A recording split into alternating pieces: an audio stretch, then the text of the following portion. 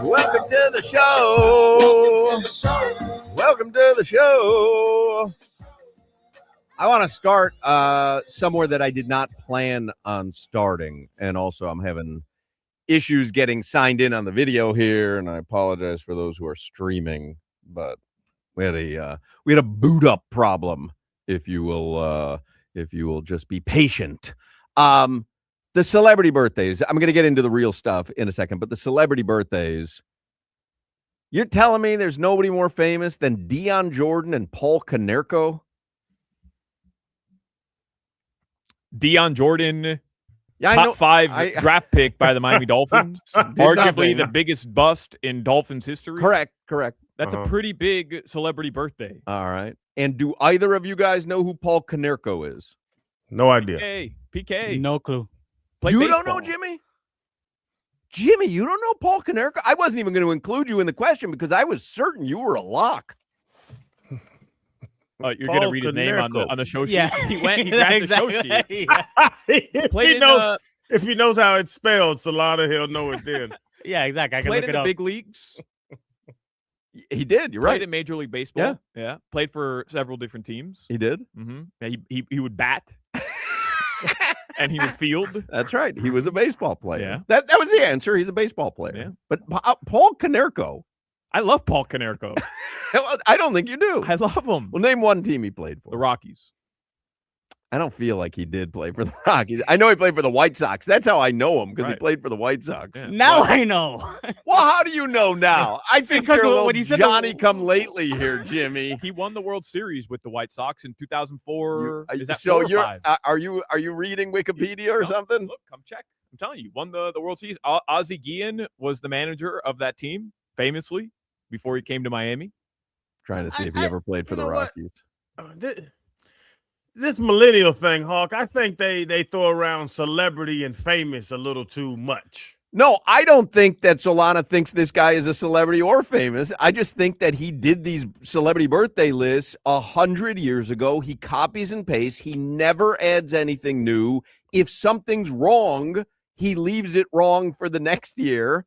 And I just can't imagine that two of the most – there's 4 birthdays listed for celebrity birthdays today. I cannot believe that 50% of today's celebrity birthdays are Dion Jordan and Paul Konerko. I'm glad you're doing this. Truthfully, I am, because every day I go back and I look at what we did in the previous year. I open up the folder, see if there's any big event. Yep. And last year, I was not on the show this week. I was off for a couple days. Oh, we all remember it well.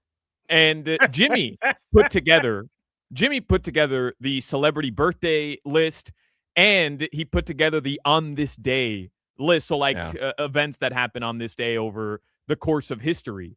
And the fact that you're constantly taking issue with my celebrity birthdays all the time, you double check if I have the dates right. So what if I'm off a decade of somebody's birthday? Big deal. You should look at the people Jimmy puts on the celebrity birthday a year ago, because I guarantee you didn't take issue with it then. And the on this days that he put a year ago, in 2009, The Climb by Miley Cyrus was released. But that's not on my show sheet. Well, that was last year. I redid it for this year, and this is who But he got those from your show sheet the previous year. He did not. I bet he did. He did not. Jimmy puts everybody's birthday and every anniversary on the website just to be sure.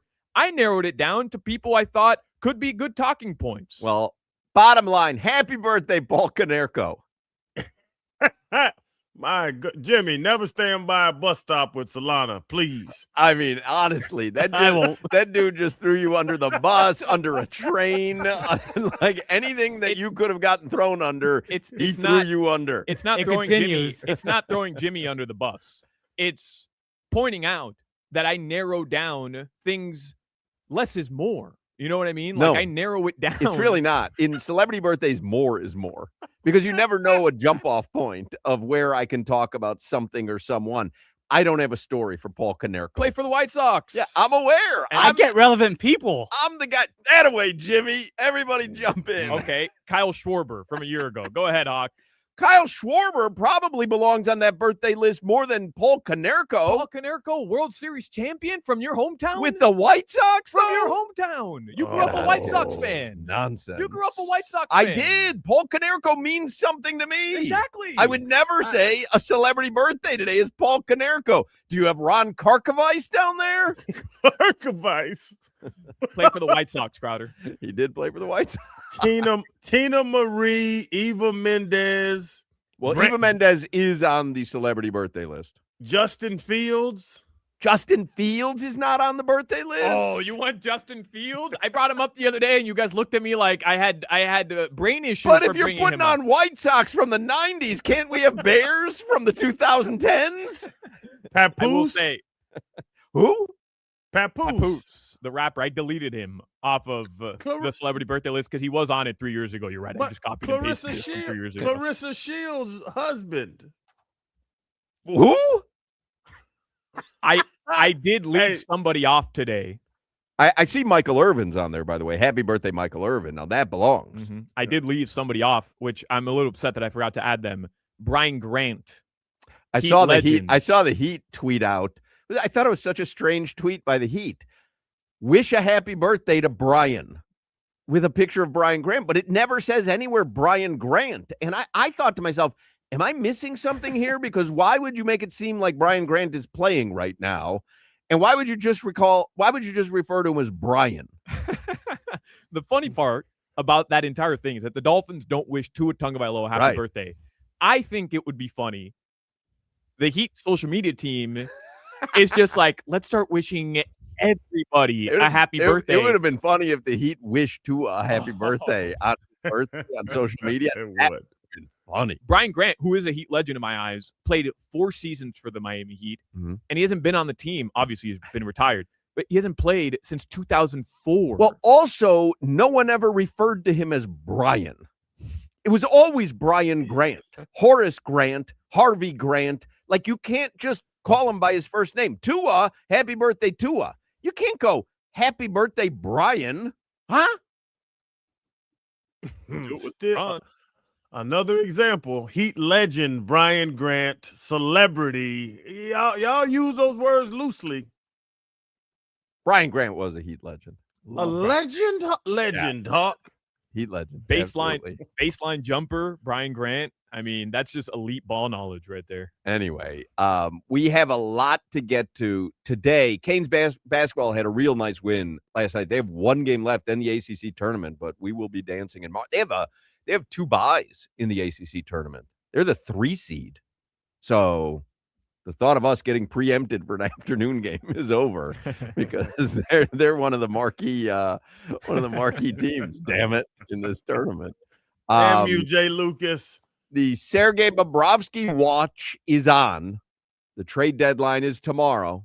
There are some rumblings. We'll keep an eye on that. I'll remind everybody again, too, if you want to see Metallica at the Sphere in Las Vegas, just listen to this station, WQAM, on the Odyssey app. If you don't have it, download it. AUDACY. If you do have it, log in. Listen to this station for an hour every day through Sunday. Every day, you get a different entry if you listen for at least an hour. And then you might win airfare for 2, 3 nights hotel stay, and tickets to see Metallica at the Sphere in October. It's all thanks to Q Prime. If you want more info, go to Metallica.com. It is a national contest. All right, let's get headlines from Solana, who's wearing an outfit that I just don't understand today, and I put it on Instagram. I'm having a difficult time because the pants are so tight and so high. The shirt's tucked in too much. Leroy Horde texted me, Solana's going to get a yeast infection with those 7 days that need a 7-day treatment with those tight ass pants.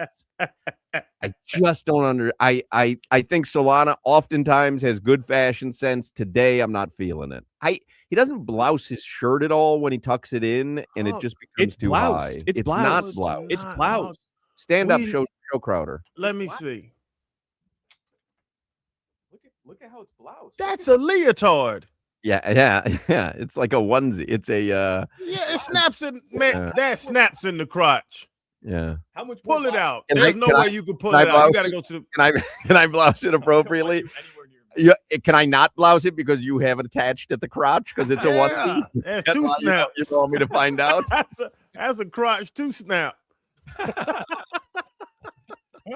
Anyway, let's do headlines with Solana. Did I say brought to you by Durrell Kia, home of the Pricito, our lowest price? Visit them at Durrell Kia, DurrellKia.com. How do you feel, Hoch? Speaking of Chicago, the first thing I wanted to talk about was the Bears trading DJ Moore to our division rival. Yeah, I'm a little bit sad about that. We liked watching DJ Moore. Me and my son DJ was upset over the trade. I don't like Josh Allen having another good weapon. I think that's bad news for the Dolphins.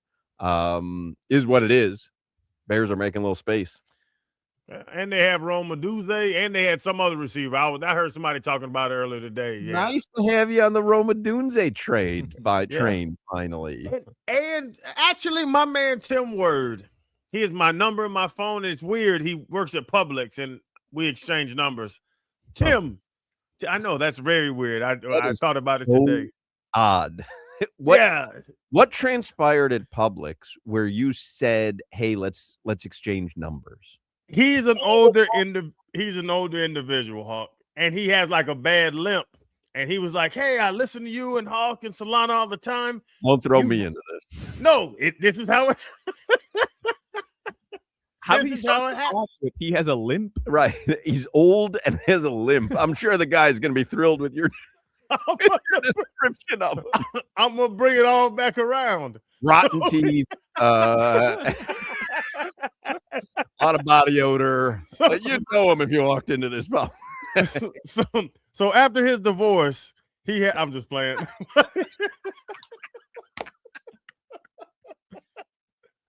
No, he said he was like, "Hey, I hear you read the QC Kinetics reads, and do you know anybody over there?" And I was like, "Yeah, I know the QC Kinetics people." He was like, "Well, can you hook me up, whatever?" I'll give him your number.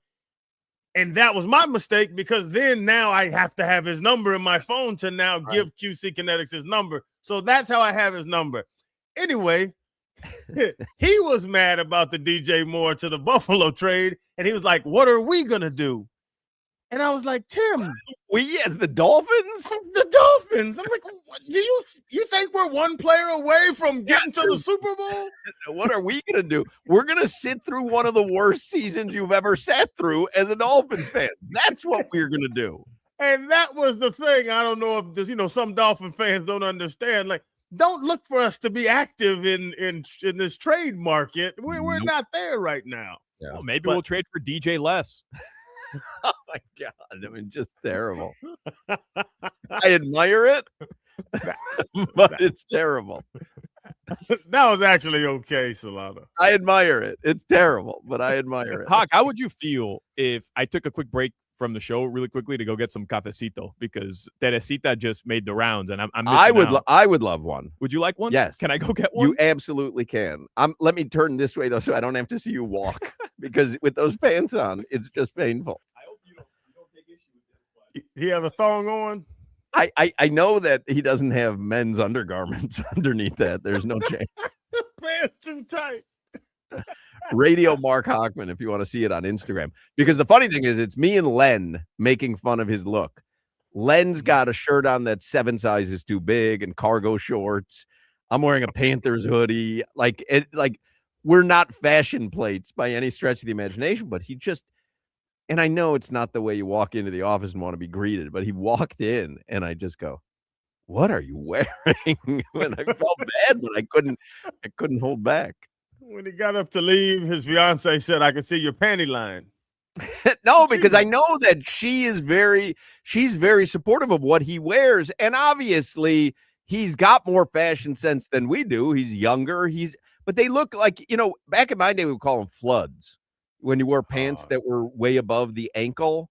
And he says that's in style. So I obviously he probably knows more than no, he doesn't. You can't just say he's young so he knows. Let me check this out. Yeah, it just doesn't look that good to me. Like the pants look too high, and I don't know. What do I know? Anyway, now I'm just vamping for him to come back with my cafecito so that he could do headlines. Oh, yes, you can see his socks and everything. That's what I'm saying. But he says that's the look. That's not the look. Come, pants too short. He doesn't look bad. What'd you say, Jimmy? He doesn't look bad. He looks terrible. Jimmy, look at what you're wearing. How could we go to you for any kind Jimmy? Fair point. You don't never wear undershirts. Yeah, nipples out. I think it's just thrilling that you can actually get your shirt and shorts on in the morning. I haven't worn an undershirt since I was in high school. No, keep doing what you're doing, Jimmy. It's working for you. Here, you killing the dating market. Where's mine? That's BS. No, you have it. No, I'm not letting you poison me. You have it. I had a coffee driving in, and I'm going to have a Diet Mountain Dew, so I'm going to get my fair share of caffeine. All right, we vamped long enough. We need headlines. Sorry about that. We need headlines from you. Solana, are those pants 22s? What's the size of those pants, Solana? 32-30. Those are capri. Yes. That's a 30. If those are 30s, you're 6'7". Might be a 28. The Miami Heat do play tonight, and you're right. Canes Hoops did have a really good win yesterday. I was talking earlier with some of the people here at the station, and they were asking whether or not the Canes were going to be in the dance. And I said, trust me, they're going dancing. Yeah, literally, there's no chance that they're not going. Like, they needed a couple of wins in those final 4 games, at least one. I think they've won 3 out of the 4, right? Yeah, they had the loss to Virginia. Gotcha. But going into that game, who's the final game against? Do you know? It is on Saturday against Louisville at home, by the way. If anybody wants to go watch the Canes one final time here at the Watsco Center. And Jay Lucas was on with Joe this morning, and he was. I guess the Louisville game doesn't really mean anything for the placement of UM. And Joe asked him, "Hey, can you kind of pull back or not play as hard?" Jay Lucas was mesmerized by the question. What do you mean? What do you mean? His conscious thought. Bro, he really told him, he was like, no, you play basketball to win games. That's what we do. Like, his response was amazing. I'll tell you, Coach Larinaga tweeted out this morning, I've seen enough. Jay Lucas needs to be named Coach of the Year.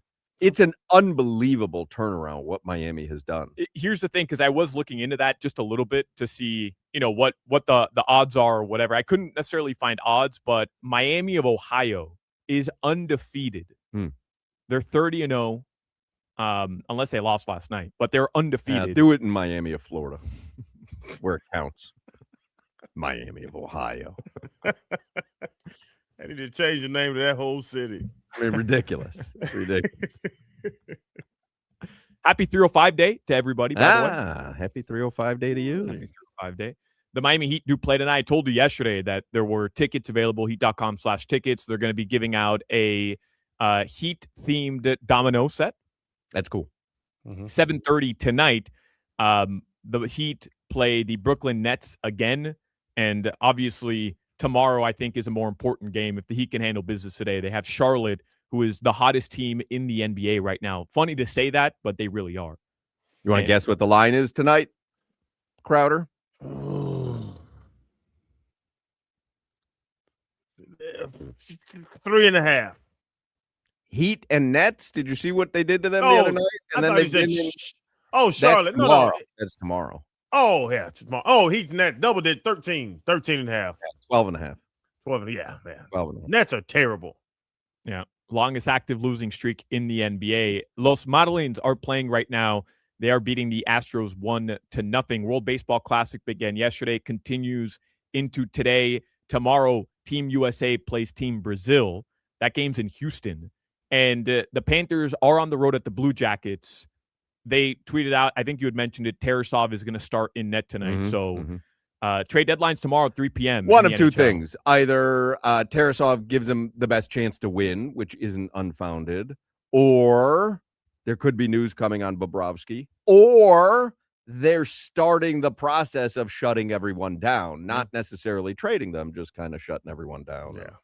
worrying about next season. Don't they have to do that once they're officially eliminated? I just wonder, based on how Paul Maurice approaches, coaching and just how wildly competitive these guys are. I know it's easy for us to say, hey, this is likely not going to happen, but would they take that approach where they're like, let's just shut everybody down? I think as long as there's a mathematical chance, I think Paul Maurice is like, get your ass out there and skate. Paul Maurice and Jay Lucas are the same person. Yep. You put a jersey on to win the game. But Appel said something, because we kind of talked about that the other day, where he said if they don't make moves during the trade deadline and then guys start having early surgeries, guys go on IR and all that, like you'll see it in that way when a team kind of, not throwing the white flag, they can't mathematically make it. That game tonight, by the way, will be on AM 560. It's a 7 p.m. puck drop in Columbus.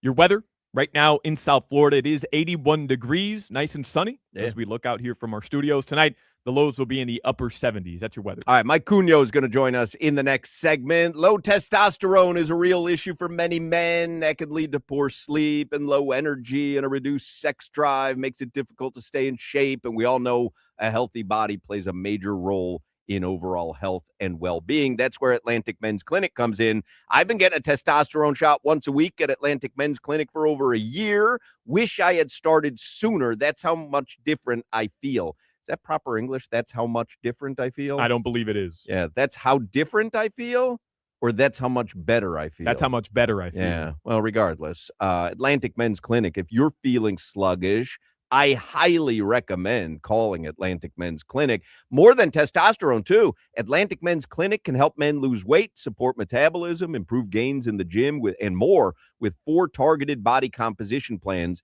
featuring GH peptides, NAD+, GLP-1, PDA, and more. With the low T treatments combined with the body composition programs, most men notice real improvements: more energy, better focus, improved sleep, stronger workouts, a renewed sex drive as well. So they have 7 locations in South Florida. If you're feeling sluggish, you just don't feel like you used to feel, call them, set up a consultation. Phone numbers 877-455-7300, 877-455-7300, or you can visit AtlanticMen'sClinic.com. Featured therapies are compounded and have not been evaluated nor approved by the FDA. Provider prescription required. See website for details.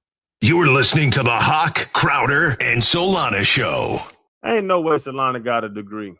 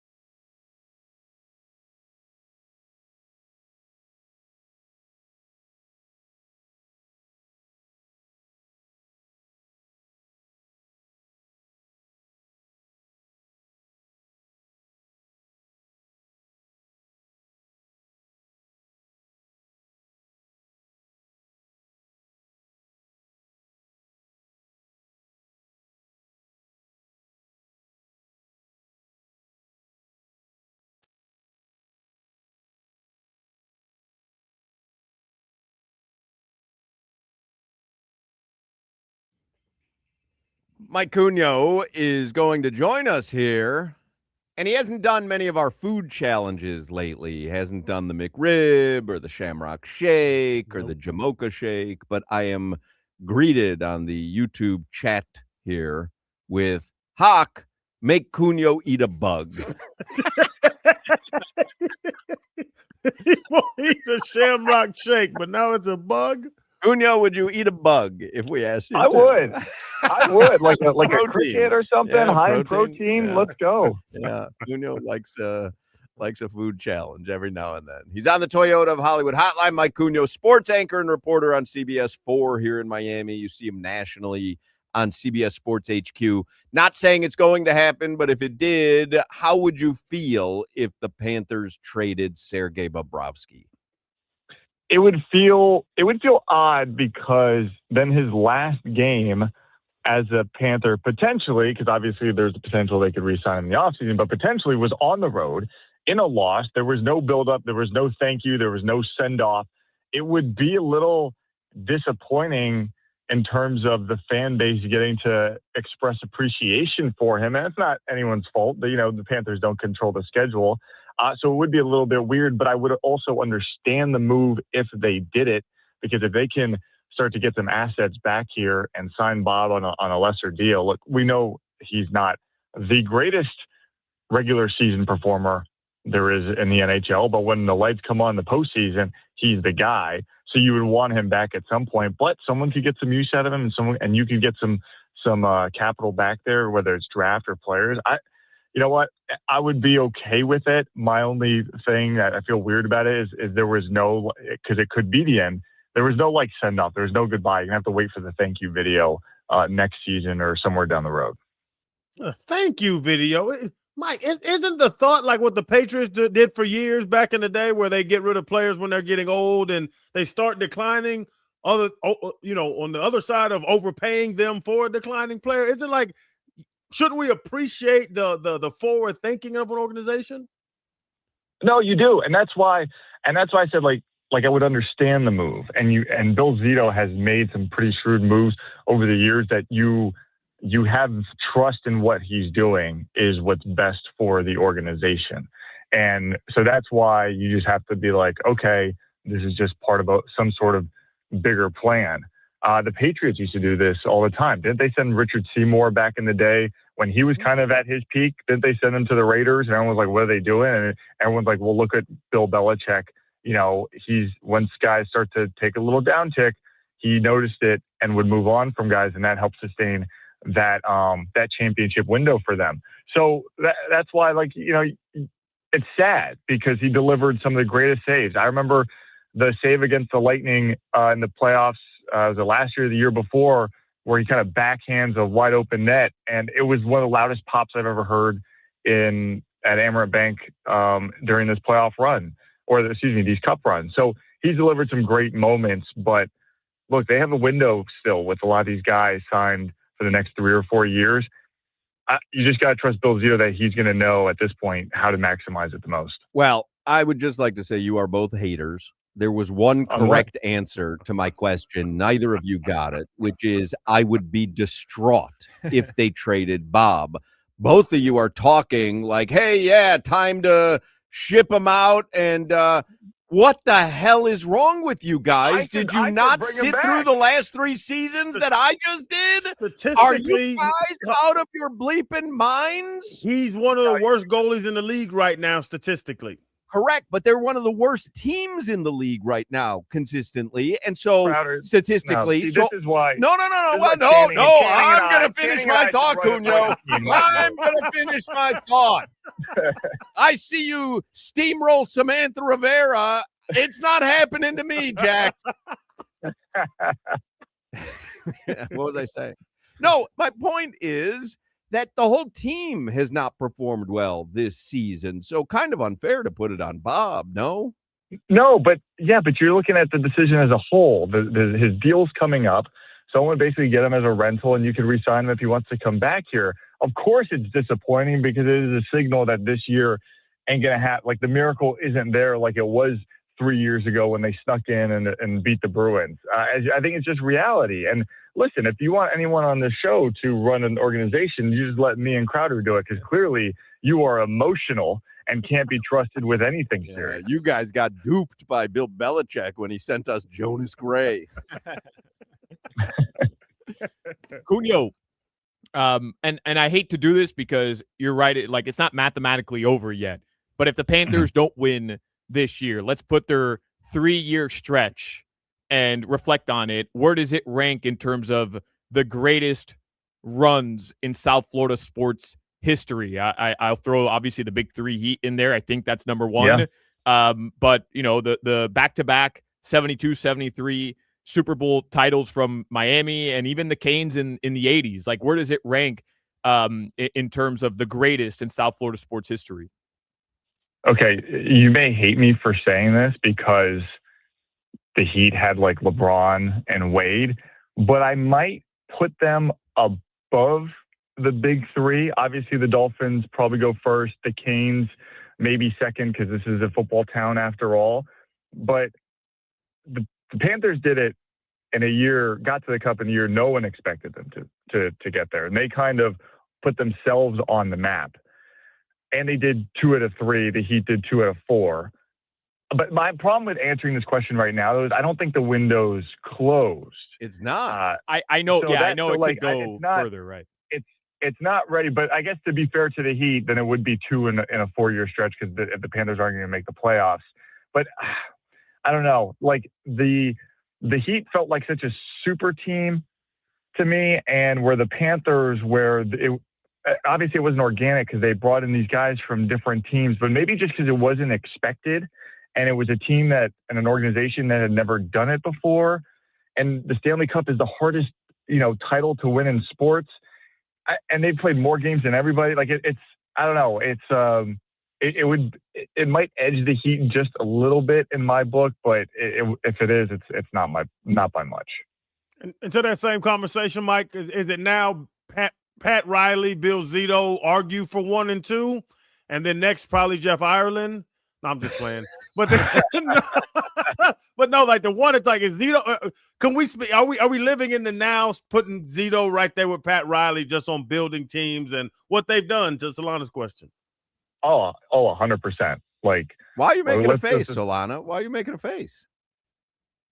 Because one thing was for Cugno to put the Panthers run over the big 3. I let that one slide, like, fine. No, what Riley did, anyone would have done. What Zito did, not a lot of people would have done. I don't think you wouldn't have traded Huberdeau. And it's right. Solana, it's knowledge that Dwayne Wade, LeBron, and Bosh put that together in that summer, and they all took pay cuts and had it already agreed upon. And again, there's no general manager or president. I'm not throwing shade at Pat Riley, but there's no GM or team president who wouldn't have made that move. That literally none. Right. And you know what's crazy about that too is the Huberdeau move. It was like what happened? Because the Panthers won the President's Trophy the year with Huberdeau and Barkov together. You thought those two were going in the rafters together when this was all said and done. And for Bill to just say, "Trust me, I know. I think I know what I'm doing here." That was a risky move that's a make or break move for a general manager, because that is a franchise player in Huberdeau that he traded, but he saw something, because Huberdeau has, now obviously he doesn't have Barkov next to him anymore, but he hasn't been the same player since he's left here. And I think you got to give him a lot of credit for making that call and that decision. And then on top of that, finding a coach in Paul Maurice who, yes, he's won a lot of games, but historically speaking, he's also lost a lot. He's way up on that list of coaches who has lost in the playoffs, but he saw something there and thought, this is the guy who can make it work. Bill did a little bit more, where he put his trust and found guys that were outside the building, whereas Pat created the cap space to allow that to happen, and he groomed Spo underneath him. Now, those two jobs are different, but I don't think you can dismiss Bill Zito as one of the greatest executives down here in South Florida for the job he did putting all that together. I mean, Bill Zito's most recent acquisition was Brad Marchand, and Riley's most recent was Terry Rozier. So And don't text me that they've all had acquisitions since then. I was going for the joke, everybody. Leave me alone. As I was with Jonas Gray. I know that he went to the Pats after the Dolphins. Leave me alone. Cugno, do you think we had this discussion this week? Do you think Tua Tagovailoa has a second act left in him for the NFL, a Sam Darnold type resurgence? I don't know if it's because then you're putting the like a Sam Darnold like resurgence now means Super Bowl winning. Like there's only one Super Bowl winning quarterback at the end of every year. Baker Mayfield. It's hard to say it. Ooh. Yeah, I don't know if it'd be that high. I think you're looking at good backup, career backup, maybe wins you a couple games like a Mac. How about this? How about like a Mac Jones where he comes in, helps the team keep a season afloat, but we've yet to see him sustain really an entire year. And I think Mac went to the playoffs once, but it wasn't with a team that was truly going to contend. So maybe that's where I'd put him. And with the quarterback, talking about Tua, Mike, with the quarterback situation, Malik Willis seems like the talk of the town or the belle of the ball. But then Kyler Murray comes up and Tua's right there. Who's a better football player? We had this conversation a couple of days ago. Is Tua better at football than Kyler Murray, or is Kyler Murray better at football? Kyler's probably got the arm strength and the physical tools you would want, but man, I mean, this is where I struggle with Tua because he did not seem like the same player this year that we've seen in years past, where he's gonna let it rip and trust guys. I think it was Darren Waller who said in a podcast that like Tua in practice wasn't looking like Tua in the games. Like there was something in practice that was clicking all the time, and then when it gets to the game, something. So I would lean Kyler, but like I think Tua's at the height of each's powers. I would go with Tua just because I think he's probably more accurate, and I think that's so important in the NFL. But if you took them both at the height of their powers, Tua by a little bit, just because of I think the smarts. But right now, I'd probably lean Kyler. But a bigger market, let's say Tua gets released. Kyler. Yeah. I think it's Kyler. Yeah. Do you think the Dolphins are still holding out for a trade partner for Tua, or do you think we're going to get the announcement that we got this week from the Cardinals saying, hey, when the football year begins, Tua is no longer part of the team? Yeah, I think you wait out as long as you financially can, or makes sense. Because what if someone all of a sudden goes, you know what, we'll give you a 7th round pick for him. Okay, then let's do it.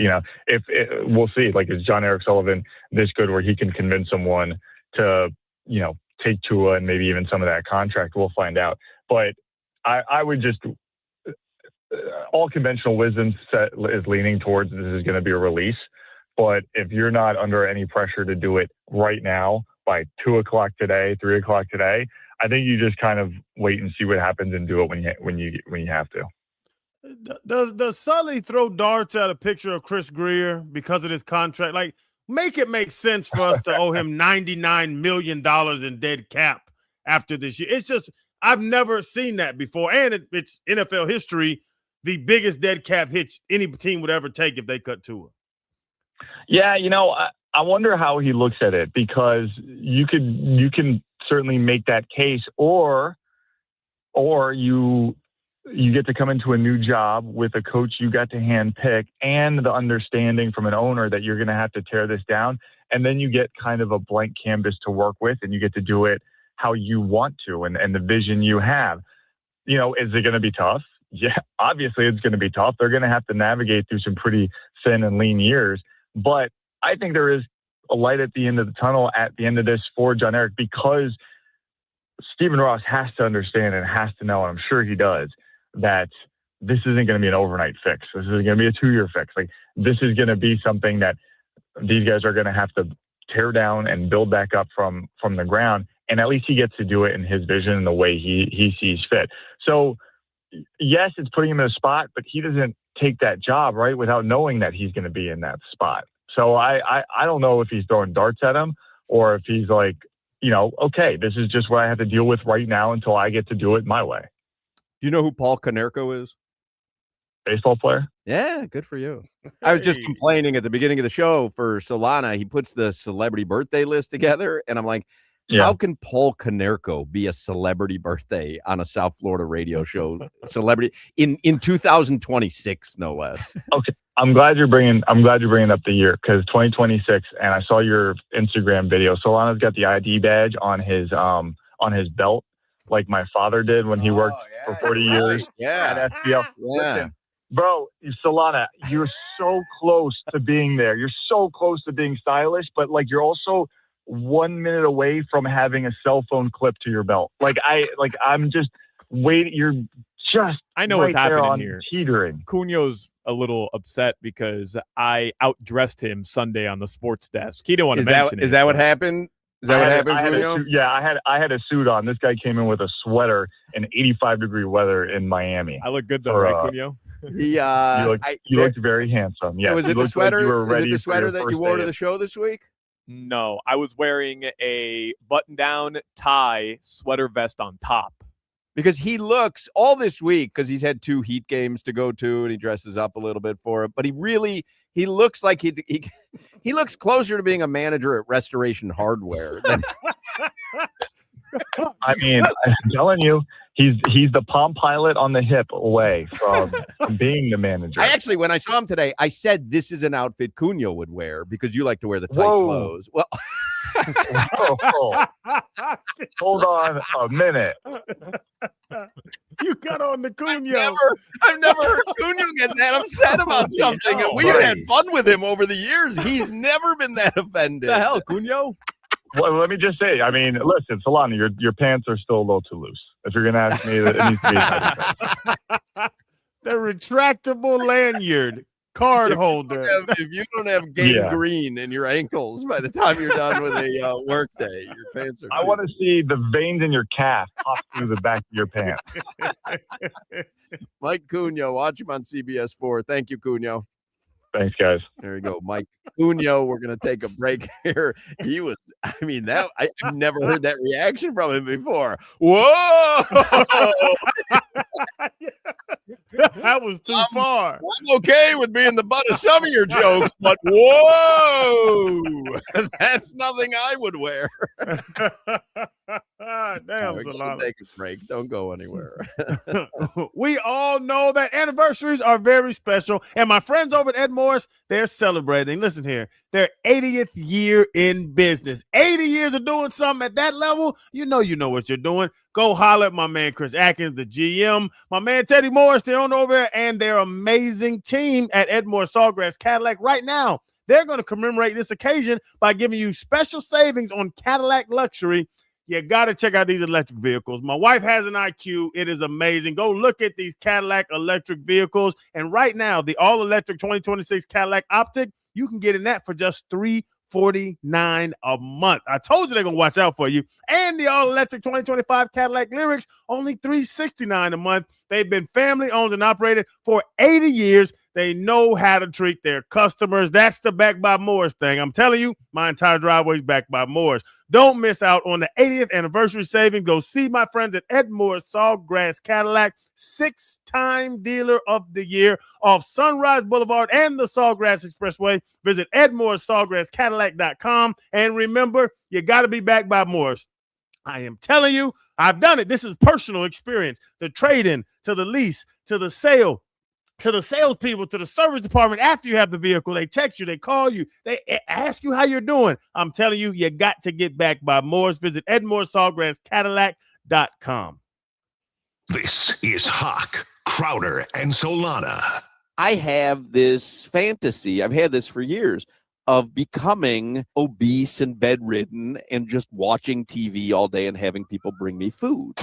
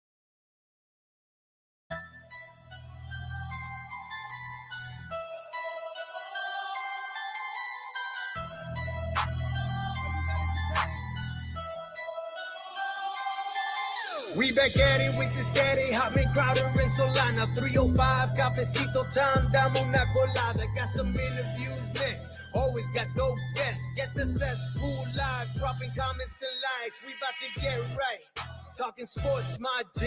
Listen to Odyssey and 104.3. Live and back on GeorgiaMusic.com. Hitting it at the park like a mad murder's bomb off power. Get ready for the 3 o'clock hour. Get ready for the 3 o'clock hour. Get ready for the 3 o'clock hour. I'm ready. Get ready for that. That's Georgie. Georgie Music on social media. JORGMUZIK. He does our top of the hour theme songs. We're very appreciative of him and the hard work that he puts in to make our show sound even that much more professional, something we would be incapable of doing ourselves. Today on the program in the 4 o'clock hour, Rob Pizzola is going to join us. Get a pick tonight for the Heat and the Panthers. Now, I wanted to mention something. There is a guy on Twitter. His name is Loud Marlins Fan, and he got tagged on something, and then he tagged us, and he was like, maybe Hochman and Solana would give me a follow or a shout on today's show. So there's your shout, and you can all follow him at Loud Miami Fan. He's called Loud Marlins Fan, but the tag is at Loud Miami Fan. But what had happened was he had posted something on social media. Trying to see the whole thing here. Do you see it? I know where you're going with this. He had posted, we all remember the hype of Sixto Sanchez. Now is your chance to win a Sixto Sanchez Topps Chrome Black autograph card from 2021. And then he said that was at the end of February, right? Yeah, to enter must complete. You got to follow him, share the post, tag 2 friends in your reshare. And Zach Reese, who's been a fan of you and the show for a very long time, tagged me and you. And he said, I mean, obviously goes without saying that he was tagging us on a Sixto Sanchez tweet for a reason. And the guy, Loud Marlins Fan, said, by tagging Hoch and Solana, you may have just won me some love with the 104.3 WQAM gods. And anyway, this guy, Zach Reese, I believe, went on to win the Sixto Sanchez card. He did. And yeah, he did. So Loud Marlins Fan tweeted out today, hey, congratulations, you've won the Sixto card. Maybe Hochman, Solana, and Crowder will give me a follow or a shout on today's show. But I was wondering if we should do him one better and play the Sixto Sanchez song for him. Yes. I didn't even get to finish. I didn't even get to finish the question. No. If I am the deciding vote, I want to get my vote in early. Oh, that Jimmy can find it in half a second.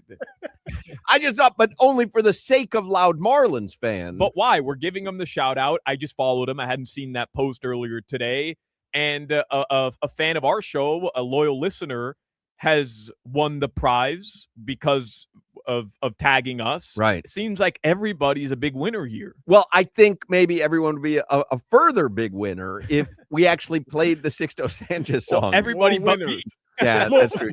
More winners. He's had a rough hour and 6 minutes, honestly, because I went all in on the outfit, Well, which I feel bad about. No, I was fine with you crushing the outfit.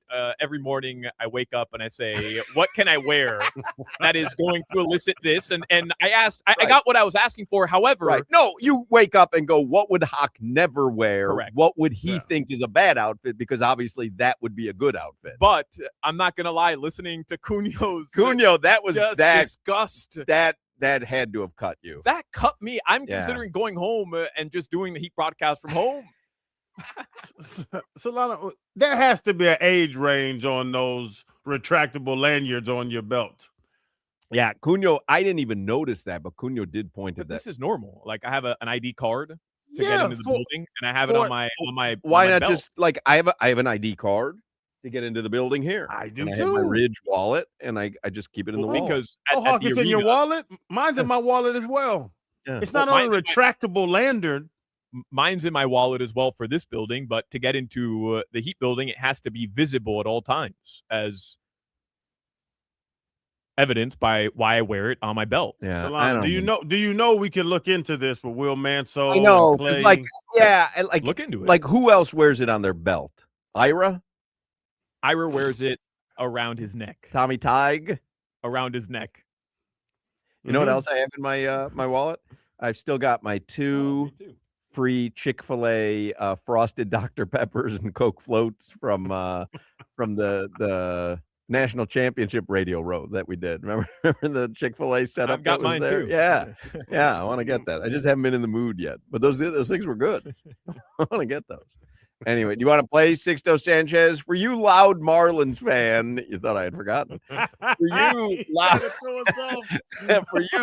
loud Marlins fan, everyone follow him on social media. I don't know anything about this guy, by the way, so I'll have to find out. Maybe he's a whack job, but it seems like he's into the Marlins, which he was giving away Sixto Sanchez cards. Well, and God bless him too. Like, you're dedicating an account to the Miami Marlins, right? Like that's, and again, it's Loud Miami Fan on Twitter. That's the tag, but it's Loud Marlins Fan as the title. If you've never heard Solana, this is admittedly his worst work ever. I think he'll acknowledge that, which is why it's painful for him to listen to. Right? This is your worst work ever. It's the worst work ever that's in constant rotation. Luckily, there are a lot of songs I've made that you guys just forgot about. Yeah. You know, it's funny because I'm doing that podcast with Stugatz, and so I go back and I listen to some of the archive stuff, the stuff that I've created. And I mean, I made such awful stuff. People remember some good things, but I've got the spilkus listening to some of the stuff that I've created that will never see the light of day again. Like, never see the light of day until again. I break into your house, steal your hard drive, and unleash holy hell one day. To that point, what's funny? I thought it was a great idea at one point on the pivot. I'm like, hey, let's go find a low light film. Like Fred missing a block, Ryan whiffing on a tackle, me getting run over. I was like, it'd be funny kind of to show the bad parts of it. Fred and Ryan were like, "Why? That's stupid. Why would we do that? Like, that's the dumbest idea ever." I thought it was funny. Yeah, different personalities. I do, Crowder. I think I told Hoch this a couple months ago that in our archives that are no longer available, but I think I have them saved. At the radio station, we have audio from training camp of the 2007 Dolphins season, and there's interviews with Channing Crowder. Really? Being asked, who's doing the interviews? Why are you so surprised? No. I'm interested that someone was doing the interviews and then like archiving, because it was just like in the QAM file. I wonder who was the reporter back then. It was just sound. People would cut up sound the way we would cut up sound for anything now. But there were clips that I heard from Crowder literally talking about the upcoming season and why he's so excited. He feels like the team is going in the right direction, and they go 1-15 that season. 1-15 that season. Yeah. That was his Tate Martell. I'm telling you, do you understand? Everybody goes into camp thinking you're winning the Super Bowl. You're so naive as a player. You're no chance that there are Dolphins going into this year's camp that think they're going to win the Super Bowl. How is Hafley? What's Hafley's speeches before practice? Hey guys, let's go out here and just see if we can win 2 this year. That would be more honest than whatever he's going to say. Somebody texted in, you let him slide for February. Sixto, please. So here it is for Loud Marlins fan. Admittedly, Solana's worst work. This is when Sixto Sanchez was like the next Dontrell. He was like going to be our ace. We were so excited about this guy. And then Solana decided to do a reggaeton parody song that's painfully bad. Yeah. It's your boy Solana. All right, cut it off. Wait, stop it for 1 second. You think we can give that to DVJ next season? It's your boy Solana. And to say it in that breathy whisper that you do. Here's what upsets me. It's your boy Solana. I'm doing a remix, or I'm recycling an actual very popular reggaeton song. That's how they start the song. You guys don't know it. That is correct. I know it's better than this start. It's your boy Solana. I got my lanyard clipped on my belt. All right, play it again. Retracts. It's your boy Solana. Hocking crowd there. So nasty. Oye, Billy. Hola, ¿qué tal? This is a Marlins PSA. Sixto Sanchez has arrived, and Matty Lee has his ace. Hoy es noche de Sixto. The fish are gonna win, and there's no doubt. Hoy es noche de Sixto. Batters get ready to strike out. Hoy es noche de Sixto. We haven't even seen his best stuff. Hoy es noche de Sixto. Te juro que this kid is for real. It's time for you to realize this is a different era.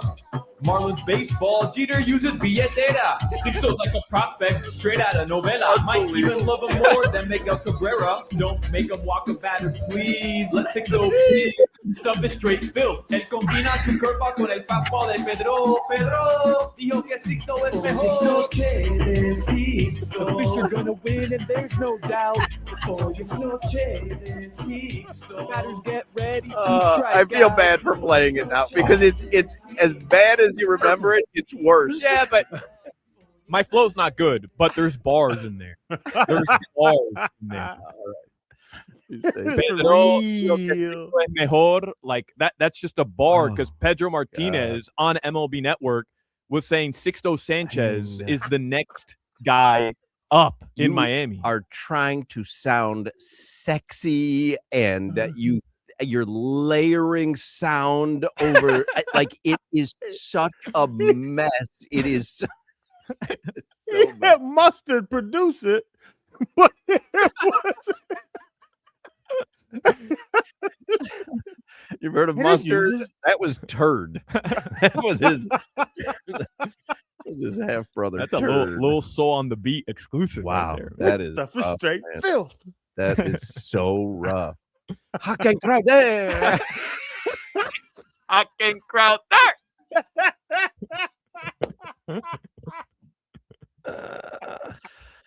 All right, let's do headlines here with Solana. Now you wanna do I know. headlines? I'm sorry. I'm sorry. I'm going to be better the rest of the show. I promise. I feel terrible how the show has started. I will be better. Headlines brought to you by Doral Kia, home of the Pricito, our lowest price. Visit them at Doral Kia or DoralKia.com. What's next? You want to play the Tigers montage from the national championship game?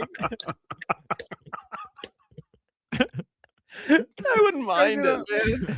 He's like, national championship. That wasn't me. That was Dan Day. No, you chose to use his voice, though. That was the terrible decision. No, Dan Day was making a national championship Oh, preview. you talked me into playing it, is what you did. No. You go, hey, Auburn Tiger, right? It was. No. It was. No, it was- you're not remembering this at all. I think I am.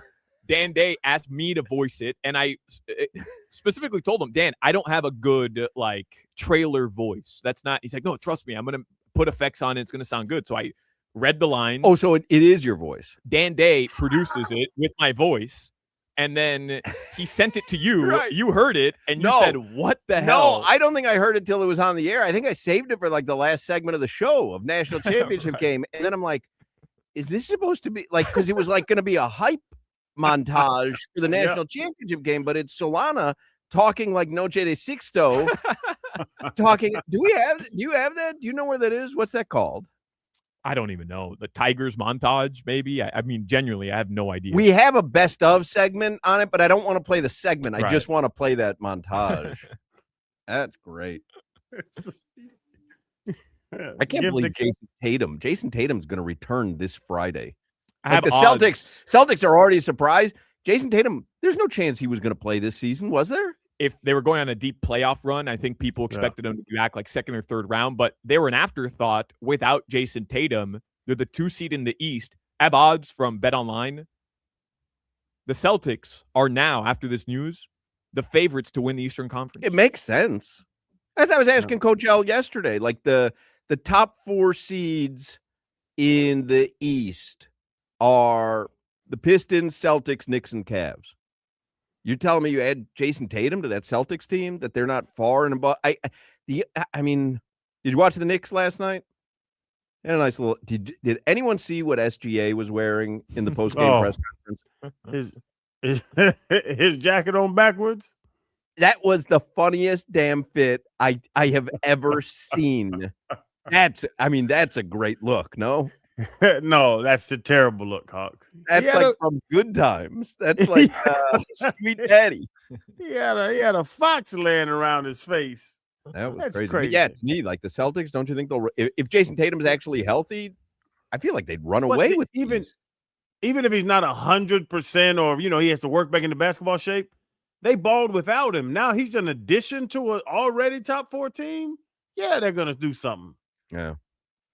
Anyway, here's did I introduce headlines? I don't even know. I don't think you did. Headlines with Solana, brought to you by Doral Kia, home of the Pricito, our lowest price. Visit them at Doral Kia or DoralKia.com. It was 10 months ago or less than 10 months ago, he ruptured his Achilles. So it is pretty crazy that. What's the Tyrese Halliburton situation? He's done for the season, right? He was ACL? No, he was Achilles as well, but he has shingles. He does? Remember he had shingles? I read the story last week. He had shingles. He had to be away from the team for a little bit. Oh, I don't recall that. Yeah. Shingles is contagious? If you've had what's it called? Chicken pox. Right. Yeah. And somebody has the shingles virus, you're then susceptible to getting the shingles virus. I think. People are texting in with that Noche de Sixto. That's the first time hearing that. I am crying, not only of laughter, but of shame. You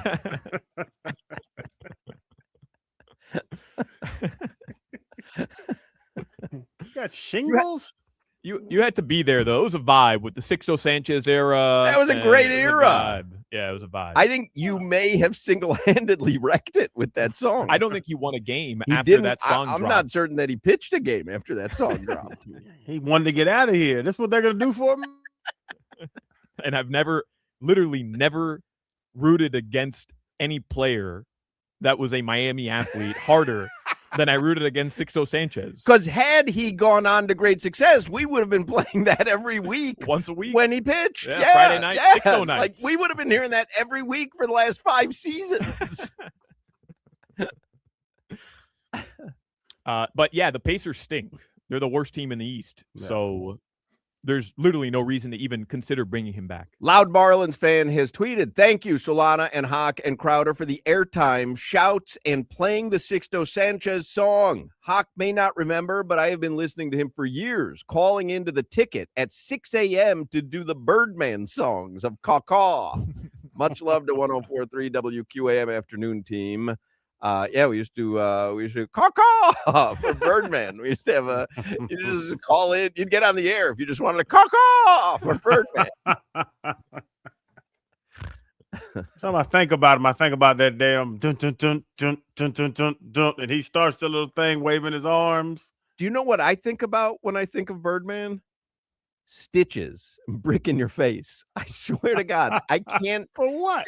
Do you remember that era where Stitches all of a sudden blew up because Birdman was listening to that song, and then he and Stitches were seen everywhere together? Do you remember that? That was a blip in time where Birdman and Stitches were like, that was the hottest white duo since Hall & Oates. So what you gonna do with it? Yeah. What you gonna do with it? What you gonna do with it? What a great era that was. A Harlem Shake, brick in your face. That was there's some great memories. I mean, it's like so far removed and there's so many layers of emotion with that. But when we lived through those 4 years of the Big Three, some of the best things as a sports fan happened. Yep. It's why I was taking issue with what Mike Cugno said.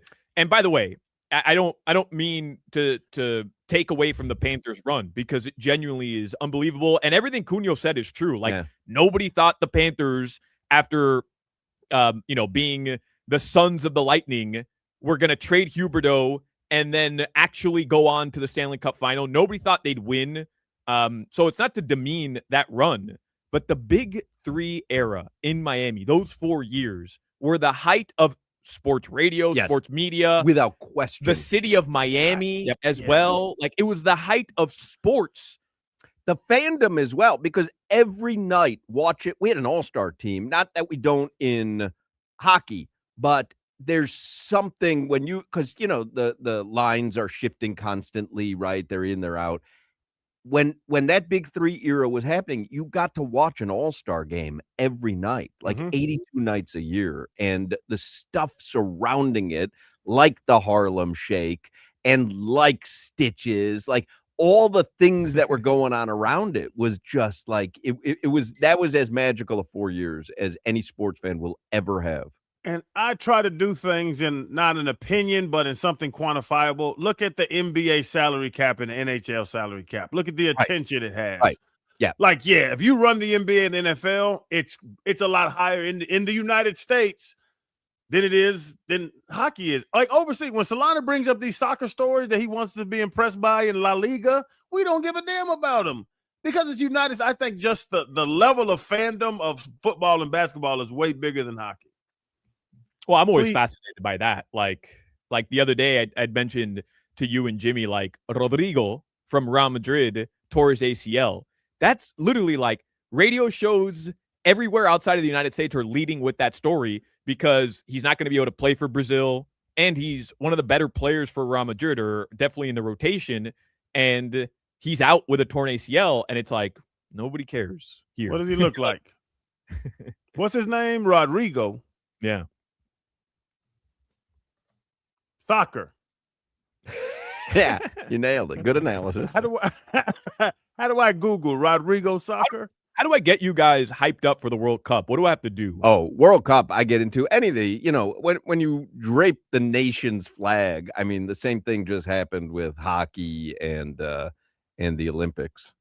Yeah, there he is, Rodrigo. Mm-hmm. Rodrigo with a Y? Yeah. Wow, now I'm in. Now I'm in. All right. That's cool. Had I known that, now I'm in. Yeah, World Cup, I'll have no problem getting hyped for that, and I'm excited. I'm excited to see the new stadium for Inter Miami, which is called New Stadium, as a matter of fact. But I'm excited to see that. Like there's soccer stuff. I went to the MLS championship game. You went? It was fun. Yeah. I went to 3 Inter Miami. I went to the original New when I was in Barcelona. That's right. Yep. You went to Nuevo. No, Camp Nou.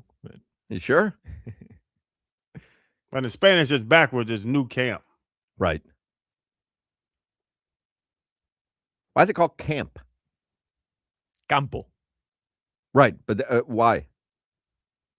Because that's what they call it. But I'm just saying, like, why not estadio or something? Like, there's a lot of stadiums that are called estadio. No, I'm asking, why is it called camp? I don't know if in Catalan, which is the region Barcelona's in, Catalunya, if that's just how they say estadio, camp. Should I ask Claude? Campo, yeah, ask him. Ask Claude. I don't know what to ask. I don't want to embarrass myself in front of Claude. It shut the city down when they had a game. We were over there. Claude, why do they call Barcelona's soccer stadium Campo instead of stadium? I think there might be a... Oh my God, Claude died. And I'm so sorry to share this with anyone else who has the app, but yeah, he's dead. Oh my God. And Claude got confused and hung up. I guess that... I think my message just got cut off mid-sentence there. What were you asking about Barcelona's stadium? I'm ready to help now. Why do they call it Campo and not Estadio?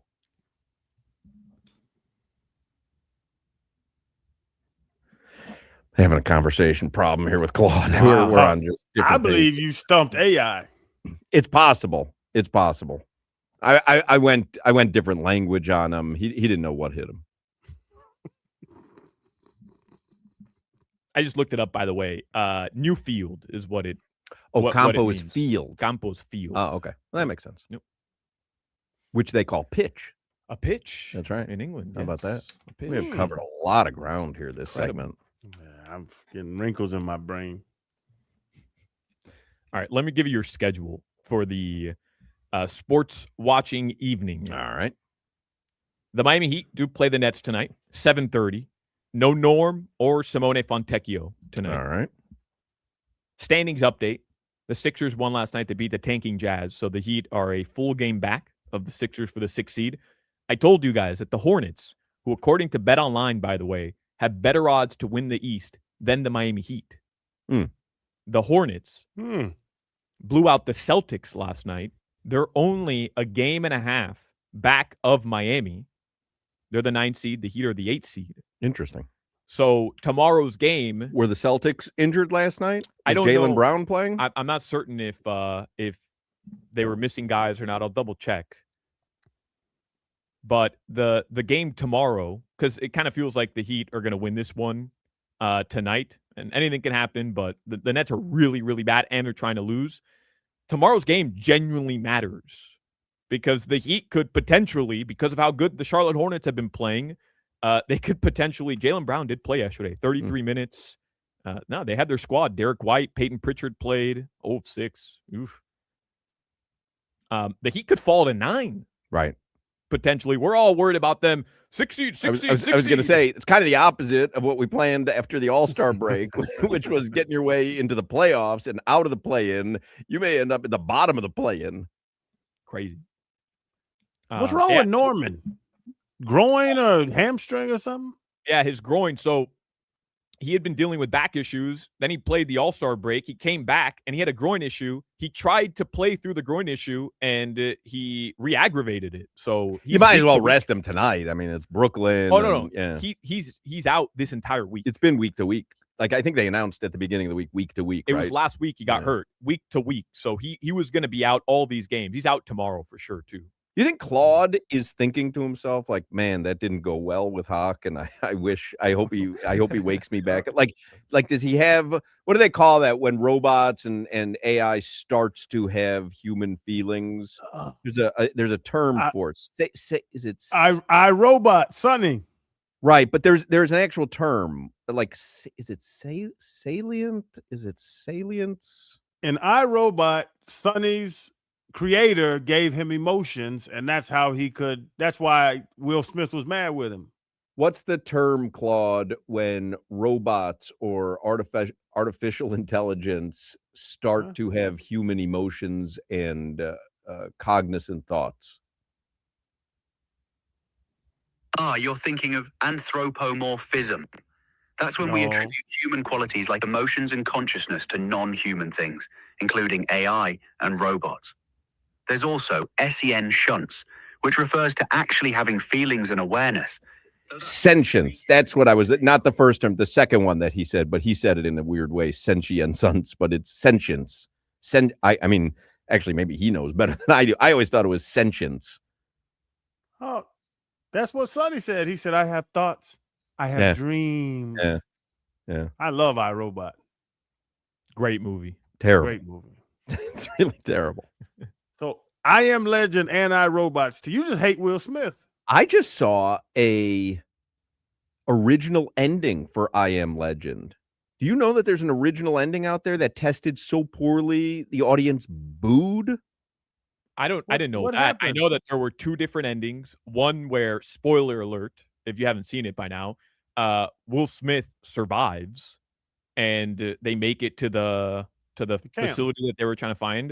Yeah. But then they went with the other ending where it makes it seem as if he doesn't survive. I saw something that he's a robot. Oh, I didn't know that. Follow the butterfly. When his daughter yelled that in the helicopter. I don't even remember the ending because I was so annoyed by the whole movie with the mannequins. Because he's talking to mannequins, like, hey, just go and take the movie you want. He needed interaction, and he saw the bad one at the movie shop. Then talk to the pack of M&Ms. You're gonna get the same response that you are from the mannequins. Like, whatever. What's the difference? Not fooling anybody. But the mannequin was peeking at him. Did they ever release I Am Legend 2? I don't think so. Oh, let's hope not. He's dead. Ending. Did he die? I don't even remember that. Michael B. Jordan. But didn't he figure out the virus killer or something? Yeah, and he sent the Hispanic woman to the camp, but then they beat down the unbreakable glass and got him. Yeah, I'm going to send you this. It says, Will Smith says they didn't use the I Am Legend alternate ending because the test audience literally booed. They were like, we didn't watch the whole movie to find out he's the monster. They feel cheated. 6 weeks before the movie comes out, we had to reshoot. Wow. Yeah. Yeah, I'd known about an alternate ending, but I just thought he survived. Yeah, when they killed Samantha, that hurt me. Man, you guys talk about this movie like I can recall everything that happened at Titanic. Like, how do you remember I don't remember Solana. anything that happened in My Am Legend. When except those Samantha movies got I- bit because I he was can't even- protecting Will. I can't even watch I Am Legend anymore now that I'm a dog dad because I can't watch Samantha get Samantha. That's my Tony Danza and Who's the Boss? Samantha. Solana. Mona. Hawk, Rocky saves your life multiple times, and then you have to break his neck. Come on, man. Why did he have to break the dog's neck? because the dog, who was his only living Companion. Yeah. saved his life, but contracted the virus. Oh, Right. I'm Right. tearing up. I'm tearing up right now. Yeah. But that happens in what's the one where you have to be completely silent? What's Quiet that one? Place. Quiet Place. I've never seen it. Yeah. Great movie. I haven't either, but I know I read an article about the opening scene that they literally had to decide to kill a child, the main character's child, to show you just how deadly it was, and was like, if you make a noise, the monsters can find you or whatever. That I've seen that movie. It takes you 17 days to watch that movie because it's a quiet place. There's no back and forth. There's no music, nothing. It's just silence. You go to I went to bed 15 times in a row. Yeah, I haven't been able to watch that. I do remember watching Bird Box, and I feel like it's somewhat similar to that.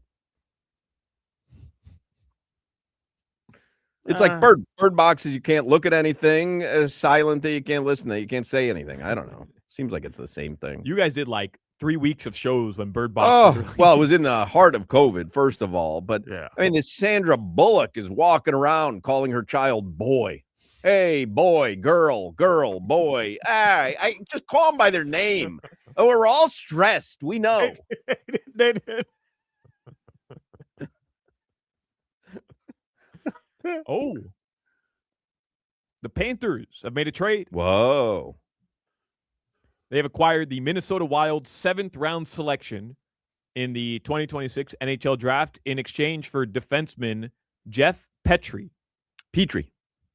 Right. He was one of their offseason acquisitions this year. Jeff Petrie. Zito's on the phone, fellas. Working the phones. Your weather in South Florida, it's 82 degrees right now. Tonight, the lows will be in the upper 70s. Did anybody learn anything this segment? No. I did. Did you? Oh, sentience. I learned that. That's right. Even though I knew it. You didn't know it if you had to learn it. Right. Fair point.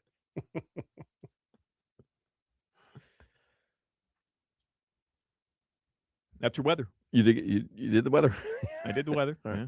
Yeah. Cheetah Pompano, great spot to watch a game or a fight. They got VIP areas, 4 stages of entertainment, the most beautiful ladies in South Florida. And you can feel free to look or talk or whatever. It's no Bird Box. It's no quiet place. You have a good time at Cheetah Pompano or Cheetah Palm Beach. Cheetah Pompano has the amazing complimentary gourmet lunch till 3 p.m. every day. Happy hour specials till 6. This Saturday, you can watch UFC 326 at Cheetah Pompano or Cheetah Palm Beach. Perfect spot to watch. Tuesday, March 17th, make plans to join the St. Patrick's Day celebrations at Cheetah Pompano or Cheetah Palm Beach. $7 Jameson shots, $100 bottle specials, corned beef and cabbage on the menu, and a pot of gold liquor basket giveaway. That is St. Patrick's Day at the Cheetah. Saturday, March 28th, that's the Rodriguez Charities 7th annual poker tournament at the Seminole Casino Coconut Creek. 100% of the proceeds from the event are donated to local charities. There's $10,000 in cash prizes, $200 buy-in. There will be bounties for knocking out the celebrity players like me. So come on, play and knock me out. Take the bounty. It is Saturday, March 28th at Seminole Casino Coconut Creek. Get all the details at cheetahsofl.com.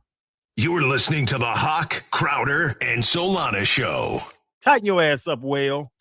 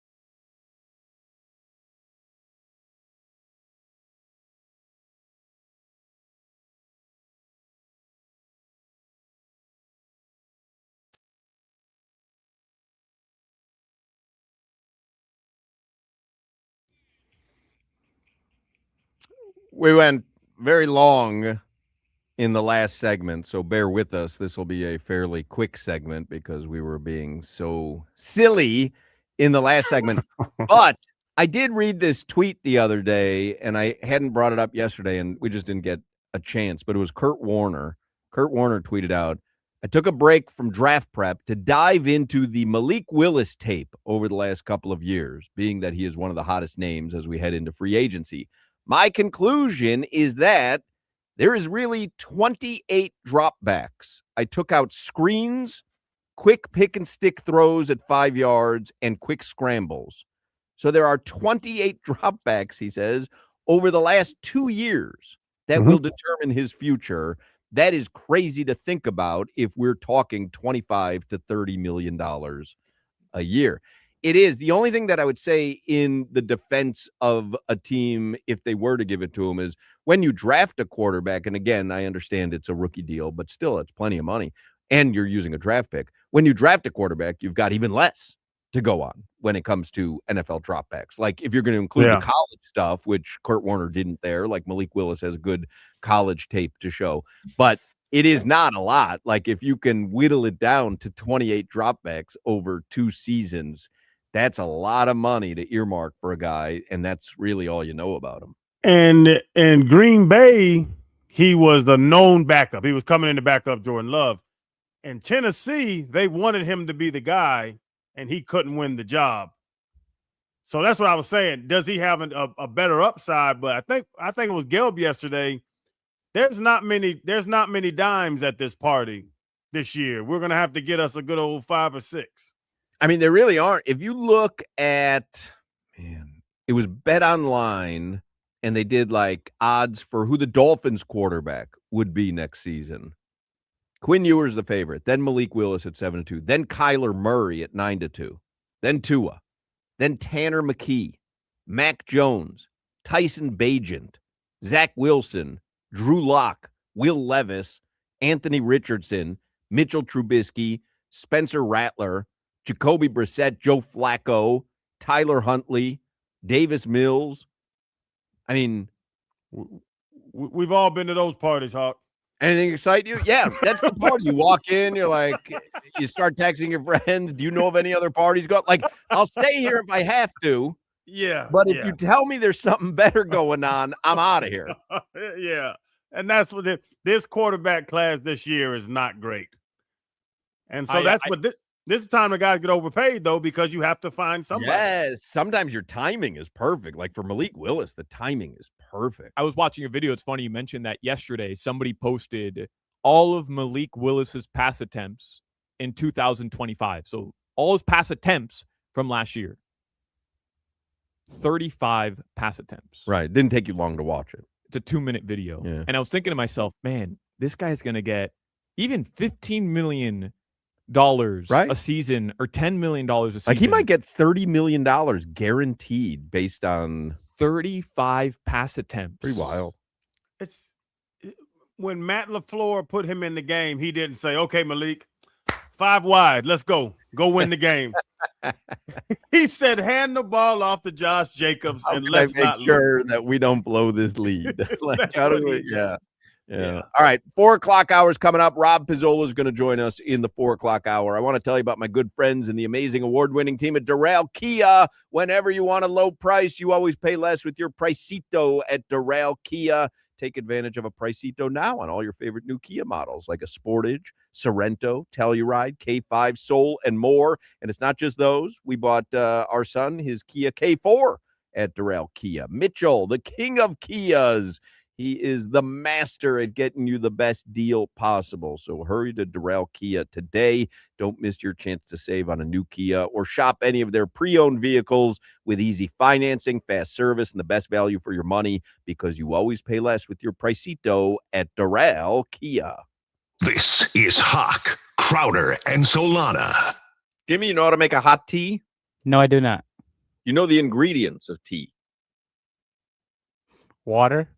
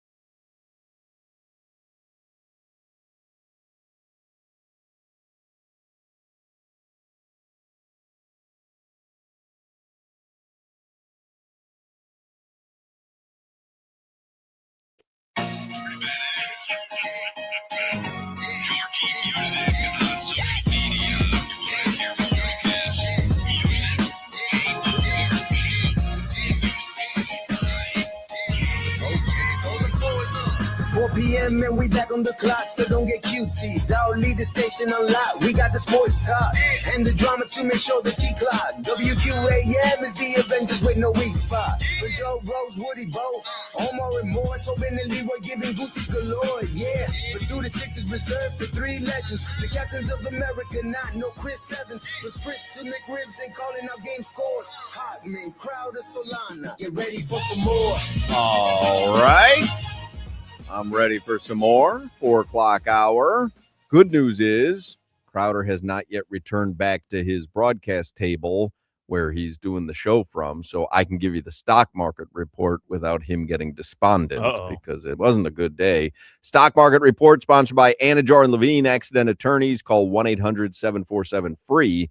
That's 1-800-747-3733. Dow Jones down today, 784 points, which is over 1.5%. S&P 500 down 38 points, and the NASDAQ down 58 points, which actually, based on what the NASDAQ had been down earlier today, I'm just seeing it for the first time, is not that horrible. So bad day for the Dow, and S&P 500, NASDAQ, not as bad.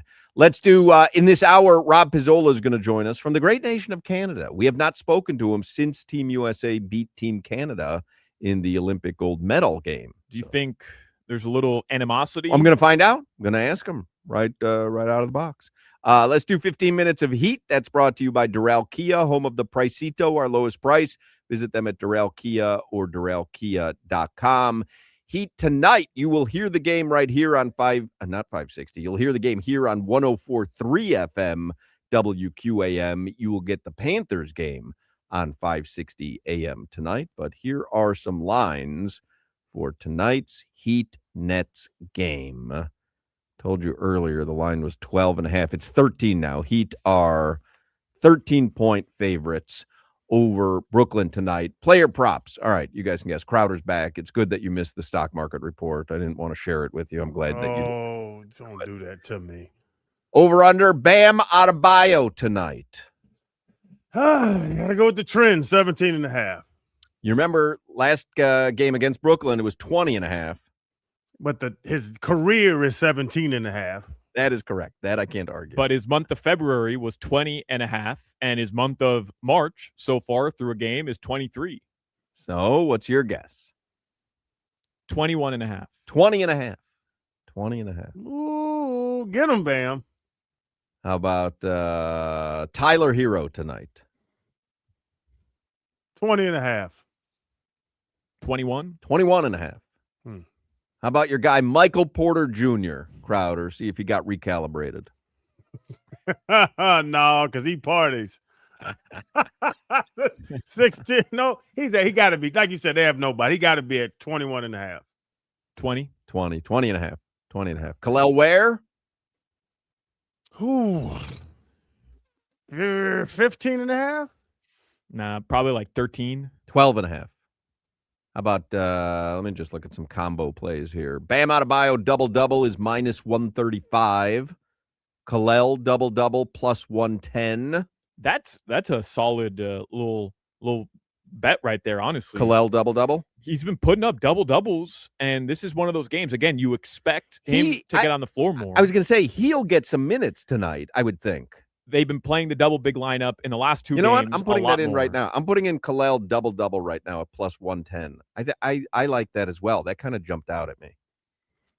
I got to check, Hawk, because Solana's going to amp up everybody on the Heat roster. That is true. But why are you saying that? It's the truth. The last 2 games, the big storyline from the last 2 games is the fact that Spo has played the double big lineup together, yeah. And they've been putting up really good numbers.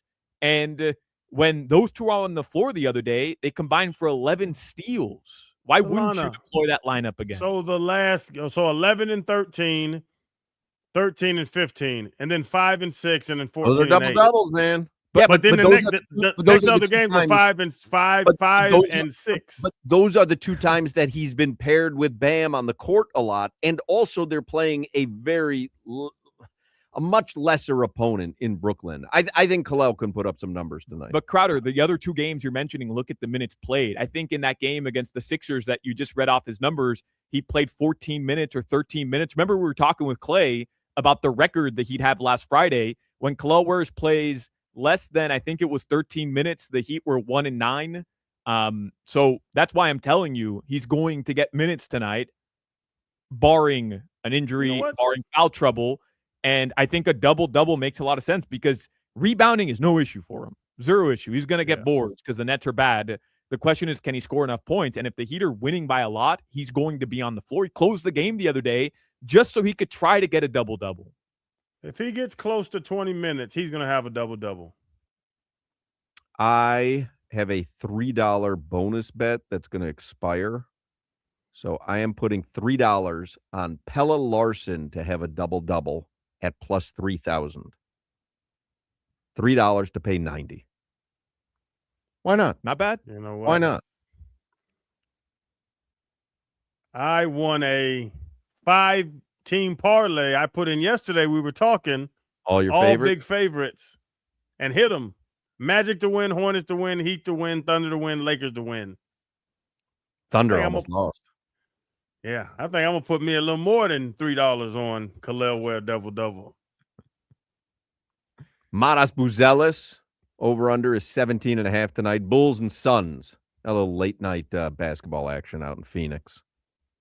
Matas, 17.5. Giddey, 16.5. I don't know what happened to him after the trades went down. It's almost like this new squad. They don't even respect Josh Giddey. I mean, I don't want to tell you guys, I do the podcast with Stu Gatz. I did an episode of Stu Gatz and Company today, and I don't want to tell, listen to whatever you want. I'm thrilled when people listen to the pod. I don't want to redo takes that I do here that I did there, but I did say there's a part of me that thinks the Buzelis-Giddey combo might be better than the Jordan-Pippen combo in Bulls history. Wow. I'm working it out. Let's massage that a little more. I'm fleshing out the take. And when you say better, in more what sense? exciting, skill level. Skill level, huh? Yeah. I mean, listen, I think that whole MJ Scotty thing may have been overblown. You've never seen Matas and Giddey when when it's working, it's working. I've actually watched Matas and Boozy, Giddey, whatever you call them. I've watched them because of you, and I'm not that impressed, Hoch. Yeah, watch tonight. They're getting it back together.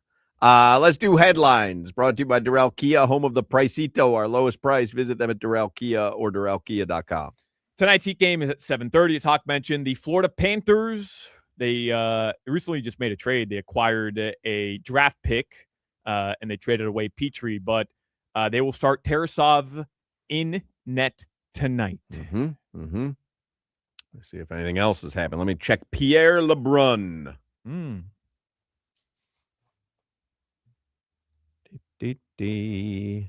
want to know why I was late? Is tomorrow. You want to know why I was late? It's sad. It's a very sad story. Like, gonna make me cry sad? It almost made me cry. I'm tearing up. So Asia went out of town. So it's just me here with Chaz because the other kids are up in Bradenton. Yeah. So during the commercial break, the lawn man was calling me because the gate's not working. So I have to go to the gate and get him and let him in. When I made a U-turn, I had a big bucket of shiners in the back of my truck. No one knows what that is. Little bait you fish with. Minnows.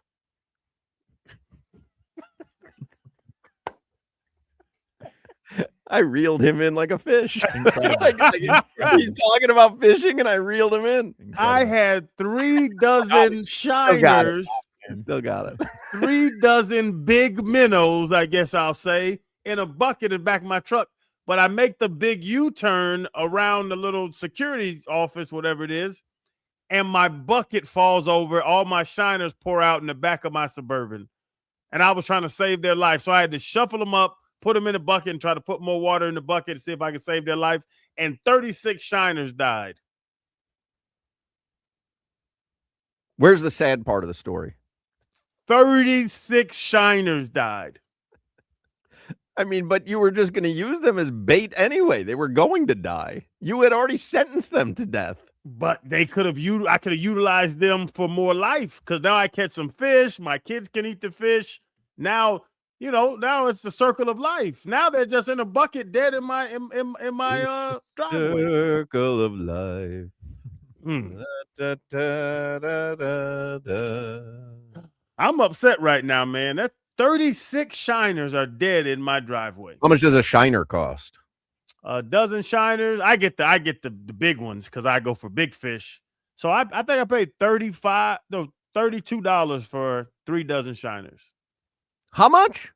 $32 for bait fish. $10 a dozen. All you need is a one piece of Wonder Bread, because you just ball it up into a tiny little ball. That's all you need for bait. I remember that from when I was a kid. I'm not trying to catch a little brim. I'm trying to catch monsters. You can catch a monster with a little piece of bread. Everybody loves a piece of bread. Yeah. Snook can eat a ball of bread. Tarpon, ball of bread. You're telling me Snook doesn't like a little piece of Wonder Bread? Text Ticket Wizard and ask. That's nonsense. There is some breaking news. Did you see the ACC tournament seedings have been released, and we are indeed off next week for a UM basketball game. Let's go. Jimmy woke up.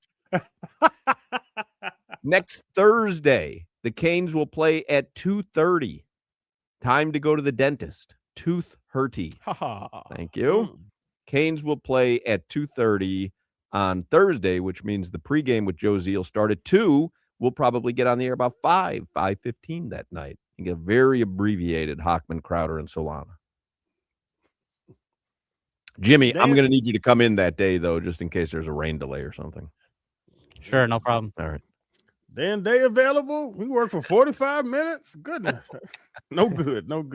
Actually, we can probably get W2 Roy to come in. He'll give you an hour. Unfortunately, speaking of the tournament, in the women's ACC tournament, told you yesterday, Canes women's basketball team had taken down Stanford in overtime. They did lose today in the second round to Notre Dame, 69 to 54. Sorry, nice. Thank you, Hoch. From Pro Football Talk. I was just texting with Zach Gelb because Zach Gelb has been officially brought on board as one of our part-timers here at the radio station. Oh, really? That's so awesome. I was just texting with him. Hey, next Thursday. We got you a window. In you. Yeah. We got you a window, big man. Let's take a day off then, another day, and just let Gelb do the show. I mean, he's got takes. I'm down for from 4:15 to 6 tonight if you can get him on the blower. All right. You remember when Hawk used to ask me, he's like, hey, Chan, the preheat starts at 6:30. We should just stay an extra half an hour. No. What are you? What is this question you're asking me? I still think on days that preheat starts at 6:15, we should stay on until 6:15. No, Hawk. Nobody works a 9 to 5 and says, "Yeah, let's hit that 5:15." Well, the thing is, we don't work a 9 to 5. I'm not playing. I don't even like when games go to overtime when I played. I don't want to work extra. It would be fun too, because I'm at the arena for home games. We could do a little crosstalk from the arena. Crosstalk. I Get love Tommy crosstalk. on. Yeah. Oh, I mean, listen. Now I stay if Tommy's gonna come on because I have some questions for him about you. Oh, here's a little something from Pro Football Talk. Report. Oh, are you going to bring this up right now? I was literally reading the exact same thing. Hawk cut me off, and then he stole the story from me. You stole it. Go ahead, though. I'm the worst. I really am. One team considered taking Tua Tagovailoa in a trade with a Miami first-round pick. His whole contract. That was they would take up the entire contract if they threw in a first-round pick? One team was reportedly considering taking on Tua's contract. Miami Dolphins have a problem, and there's apparently only one solution to it. They need to release quarterback Tua Tagovailoa. A trade is looking less and less likely. If a trade happens, it would have to be to a Brock Osweiler type deal. Good God. With the Dolphins giving Tua's new team something significant to take on Tua's contract. Consider this. Via Jonathan Jones of CBS Sports, an unnamed high-ranking team executive said that he considered taking on the Tua contract if the Dolphins would send a first-round pick to take on the freight of his contract. Oh, but we don't know the team, huh? I thought that they would reveal the team. They don't know. So one team apparently was willing to consider it. I would do it. I would name Jeff Hafley general manager of the year. I mean, Sully. Sully. If you can give up a first-round pick, I would do it. You would give up with the amount of holes you have to repair this roster. Yes. You would give up your first-round pick this year or next year or even down the line to get off of a contract that you'll be off of in 2 seasons anyways. It gives you $100 million extra to spend. You have $100 million to fill those holes over a random Correct draft. Me if I'm wrong. Correct me if I'm wrong. It doesn't count if you get rid of the contract. None of it counts against the salary cap, right? In dead money, I don't believe so, but I would have to double check that because I think you have a better chance of filling a hole with someone for a decent amount of money than with a draft pick at number 11 or whatever. I get that, but here's my issue. You're going to fall back into the cycle that has burned the Dolphins before in the first year of Sully and Hafley of overspending in the open market for free agents to rebuild your roster rather than going and building the roster the right way through the NFL draft, which is why you hired a new GM. Right, but what if you could let them start without that burdensome salary cap hit?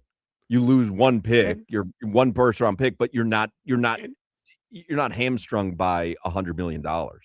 And Solana, I understand what you're saying. I fully understand what you're saying, trying to patchwork it together with expensive veterans. I'm not saying go and get Hendrickson and give him $40 million a year. Use Tua's $100 million to piece together guys that are already in the league into their first contract, guys you were talking to or looking at in prior drafts, guys on practice squads. Like, use that money to get 12 guys here other than one guy here at number 11. There's somebody on the chat goes, Hoch, you're out of your rabbit-ass mind, which I've never heard that before, but that's a good insult. You're out of your rabbit-ass mind to think there's a team that wants Tua. Tuna fish is what he calls him. Nobody wants that garbage. He's a physical and health issue liability. It's not my story. I'm reading from Pro Football Talk and Mike Florio, plumbing guy. I didn't make up the story. I'm literally reading it word for word. Did it sound like I was talking off the dome? I was reading an article. I didn't come up with it. You'd rather have a first-round pick than $100 million in free agency? Yeah, that's my point. That's essentially what you're saying. I would take the $100 million. Because I think if you go down the road of rebuilding your roster through free agency, you're doing yourself a massive disservice because you're overspending on free agents. But you don't know. You don't know what they're going to spend the $100 million on. That's what I just said, Solana. I'm not saying go get DJ Moore and give him restructure his contract, give him $40 million of the 100. I'm talking about using that $100 million to bring in. You could literally. I don't think it's $100 million. By the way, 8 to 10. Let's say the Dolphins absorb a $99 million cap hit. Well, that's what I'm saying. If they cut him this year, but I don't think if they're able to trade him with that first round pick, right? Hypothetically, that opens up $100 million. I think it opens up his contract, which would have been $54 million. Correct, but if you don't open up that contract, you are hamstrung by $100 million. Right. Okay, so don't be hamstrung by $100 million. Open up $54 million. Don't go give somebody $50 million. Go give 6 guys $6 million. one guy 10 million. Like, use that to have 6-7 more players that you can start, other than one rookie that you watched play against SMU. I don't have enough time with Pizzola, so let's wrap up the headlines. Do you have anything else in the rabbit-ass headlines? Panthers at Blue Jackets is at 7 p.m. on AM 560 tonight. Hey, Hawk, whoever said rabbit ass looks more like me than you. You think so? Rabbit ass? That's a black thing? That's a black phrase, yeah. Rabbit ass. Your rabbit ass head or whatever. Get out your rabbit ass mind, man. Huh. Yeah, that's a black thing. All right. I'm still going to use it. I told you, man, you part of us. Come on over, Hawk. I appreciate that. Your weather, it's 81 degrees. Jimmy, go get me a cream soda. In South Florida.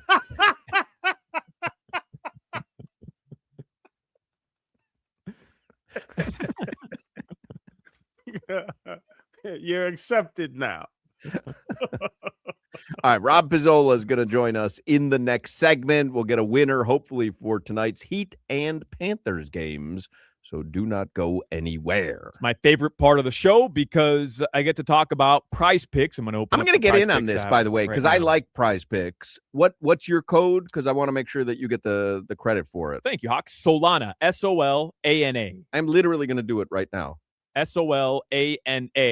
And if you're like Hoch and you want to get in on this, play your first $5 on a lineup.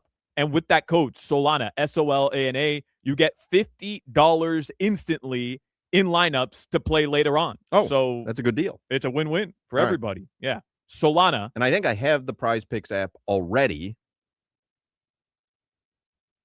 So if you do or you don't, let me see. When you sign up, use the code Solana. You just have to download the Prize Picks app unless you already have it. But I told you, I've been playing a lot of Prize Picks recently, and I'm shocked that I waited this long to play it because it's a fun way to play. While you're watching games, it makes it that much more exciting the entire time. And Hoch, I'm always telling everybody, we have hot takes on the show nonstop.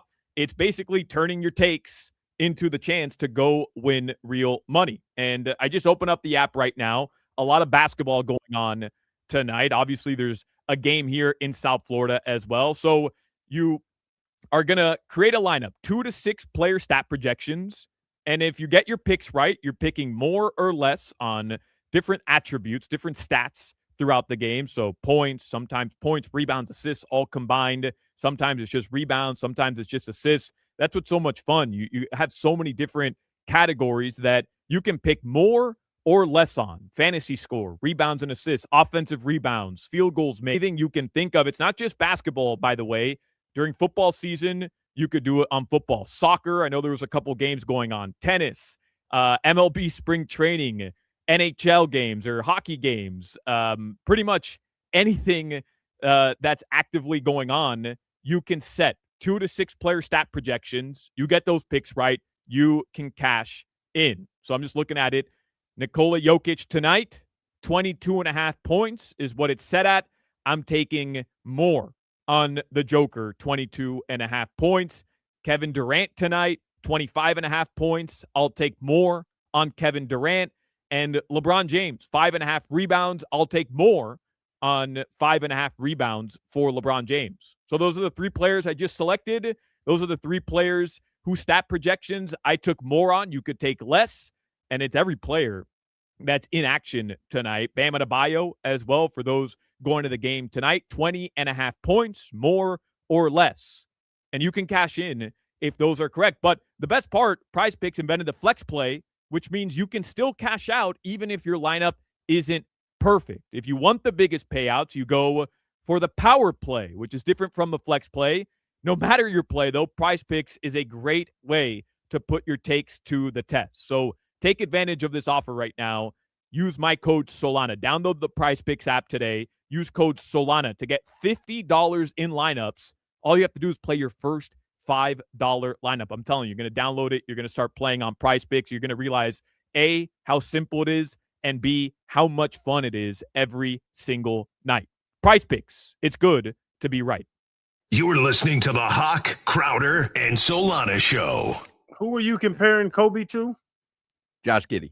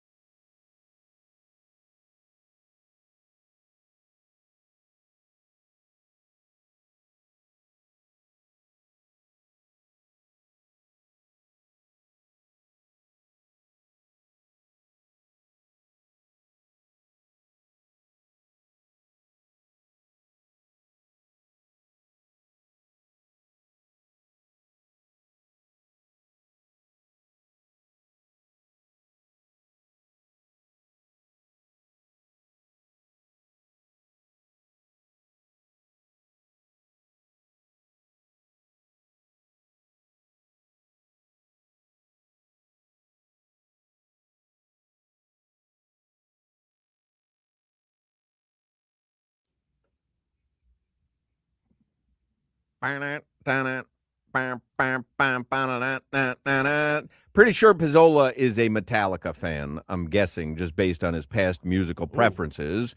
If you would like to see Metallica with a friend at the Sphere in Vegas, just make sure you listen to this radio station, WQAM, on the Odyssey app.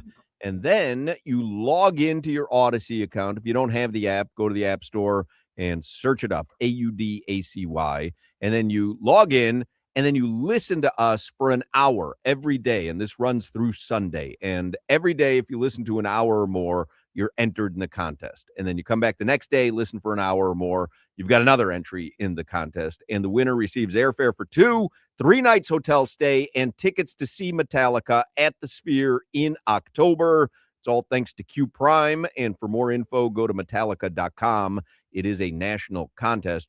Rob Pizzola is on the Toyota of Hollywood hotline. He's a professional sports bettor based in the lovely nation of Canada, the silver medal winners. He's also the founder of the Hammer Betting Network.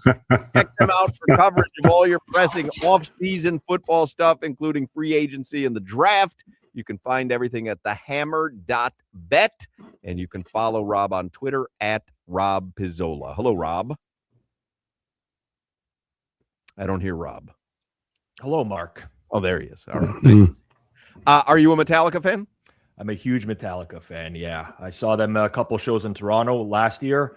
Got myself what were called the Snake Pit tickets, so inside of the stage, which was like experience of a lifetime. But yeah, this show at the Sphere, or the many shows that they're doing at the Sphere, that's going to be like an all-timer.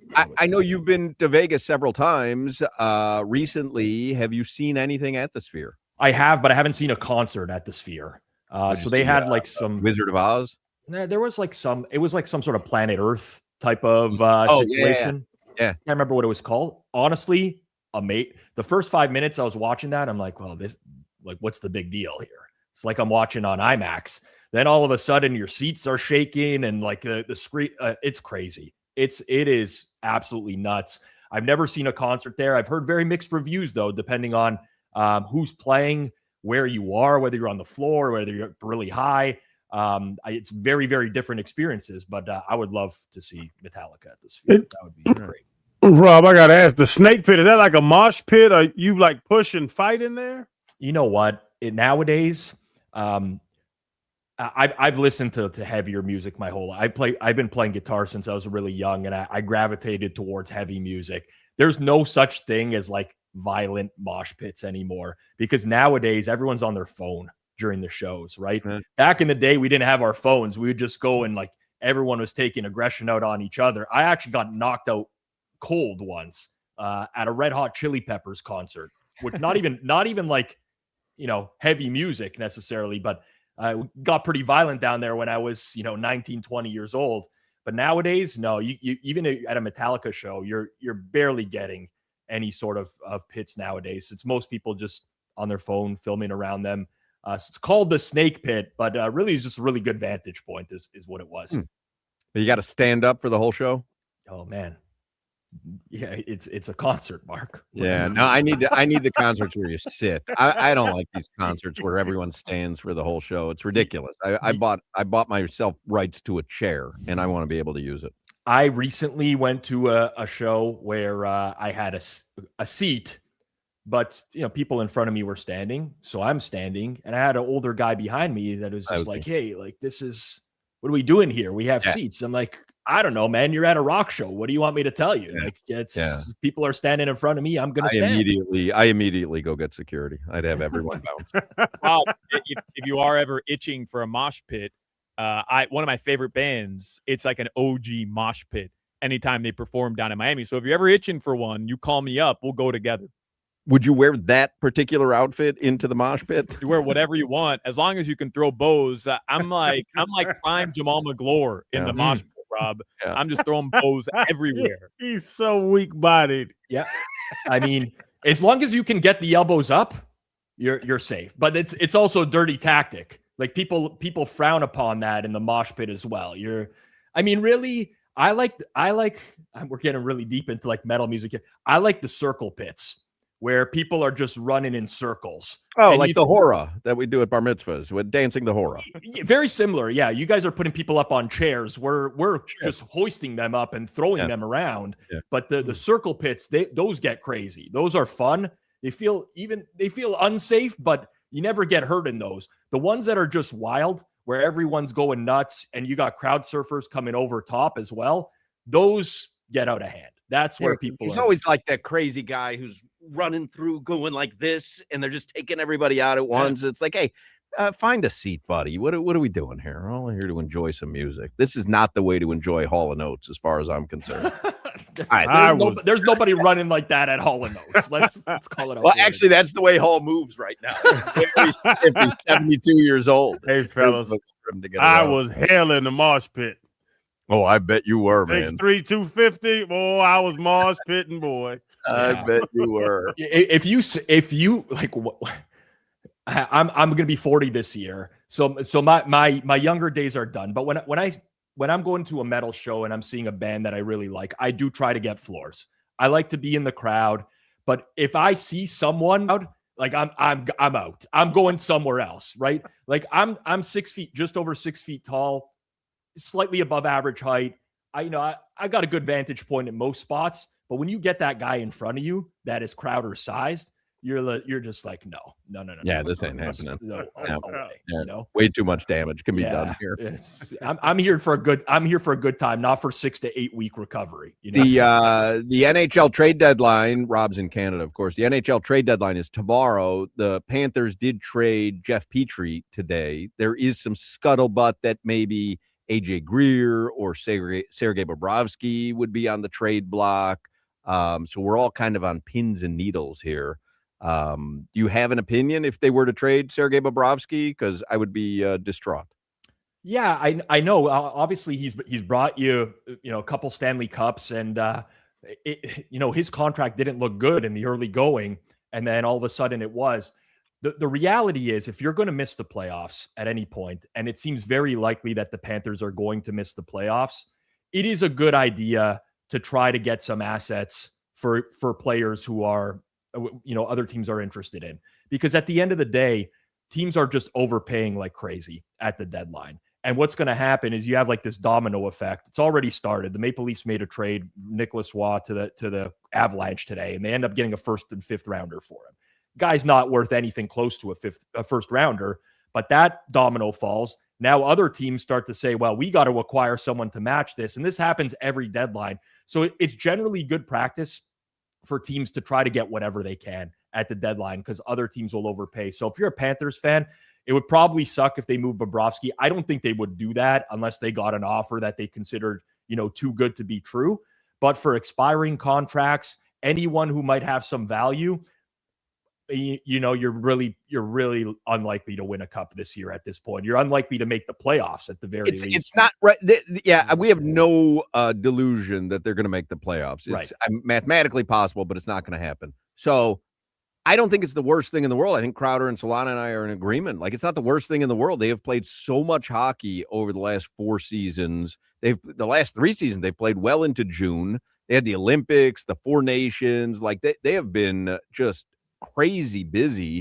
It wouldn't be the worst thing in the world for them to have a mulligan on this season, because if they do bring back essentially the same roster next season, like, they're immediately a cup favorite. Especially with Barkov back next year as well, right? I mean, you can't lose a player like that and be fine.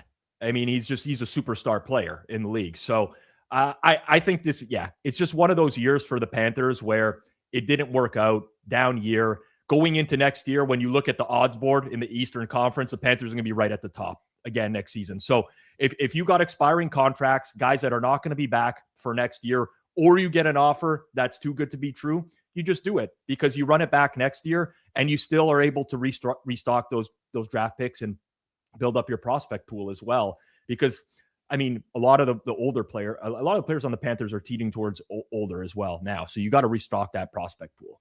How about the Panthers tonight? Last I saw, they were pretty much even money tonight in Columbus. You have a side? I don't, and I'll tell you the reason why. So Columbus has Zach Werenski, American defenseman, won the gold medal as part of your team at the Olympics, who's missed the last 2 games for them with illness or the flu. And we don't know if he's playing tonight. He's a game time decision for Columbus. Impossible to bet the game without knowing if he's going to play. He's a number 1 D-man who plays 27 minutes a night and has probably the biggest impact of any player on the Columbus Blue Jackets that's not their goalie. So it's just really hard to price that type of game whenever you have a superstar that's questionable to play. That said, as soon as they take the ice for warmups, what is this, a 7 p.m. Eastern tonight, or is it 7:30? Looks like we got 7 p.m. 7 p.m., yeah. So 6:30, you're going to have them take the ice with line rushes.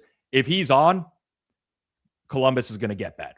The money's going to move towards Columbus. If he's not, then Florida's probably a good bet. That's how much of an impact he is as a player. So you kind of just wait it out. I very rarely say to bet last minute. It's better to bet early. But when you don't know if a star player is going to play, you wait till. But no matter what the line would be, if he's playing, like you'd take Columbus? I think if he's playing, you immediately bet Columbus at, what is it, -115, -120 right now. That will push up to -130 if Werenski is in. How about the Heat tonight? Solana's going to be on his way to the Kaseya Center in moments. Last I saw, Heat were 13-point favorites hosting Brooklyn tonight.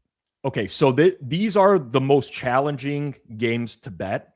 Not because Brooklyn stinks and they might be tanking and they've lost 9 in a row, but because we just saw this game a couple days ago. Like there's nothing that has fundamentally changed from then till now where you're like, oh, I'm going to handicap this differently. So these are games where I typically don't bet. Now, historically speaking, in sports, whenever you got a team that's lost 9 in a row, nothing to play for, against a team that's in the mix for the playoffs, those have been good bets.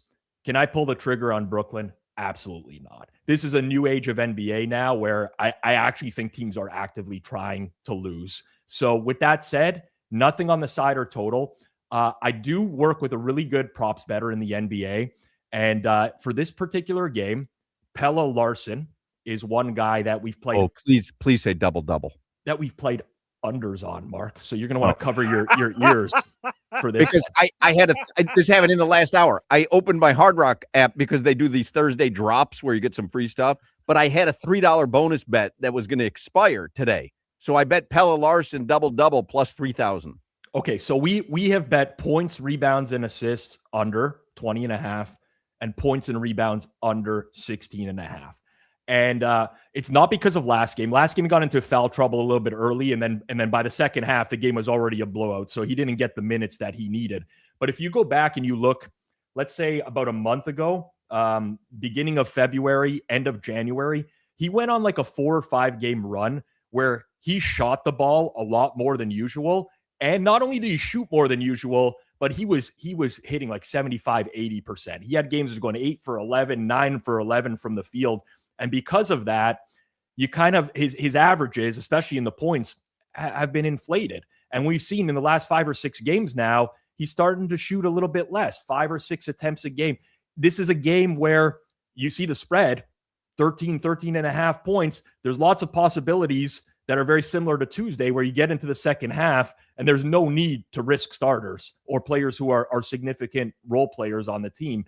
So for that reason, I will be rooting against Pelle Larsson tonight, but that means I'm kind of rooting for Miami in a blowout. I would like to see this game over by the half.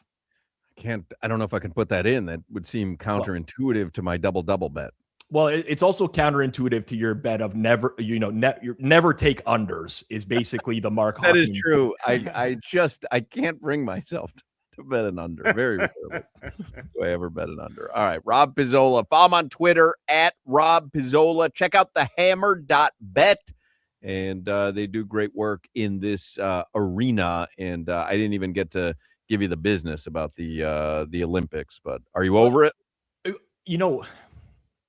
This is very unpatriotic of me. I was away on vacation. I was in Colombia. I was reading a book by some Washington Post writer. His name's Danny Funt, and the book is called Everybody Loses. And it's about the sports betting industry, and it's talking about how gambling has changed the way we view sports, right? And this came about half an hour before the semifinals where I actually bet the U.S. to win gold in the tournament.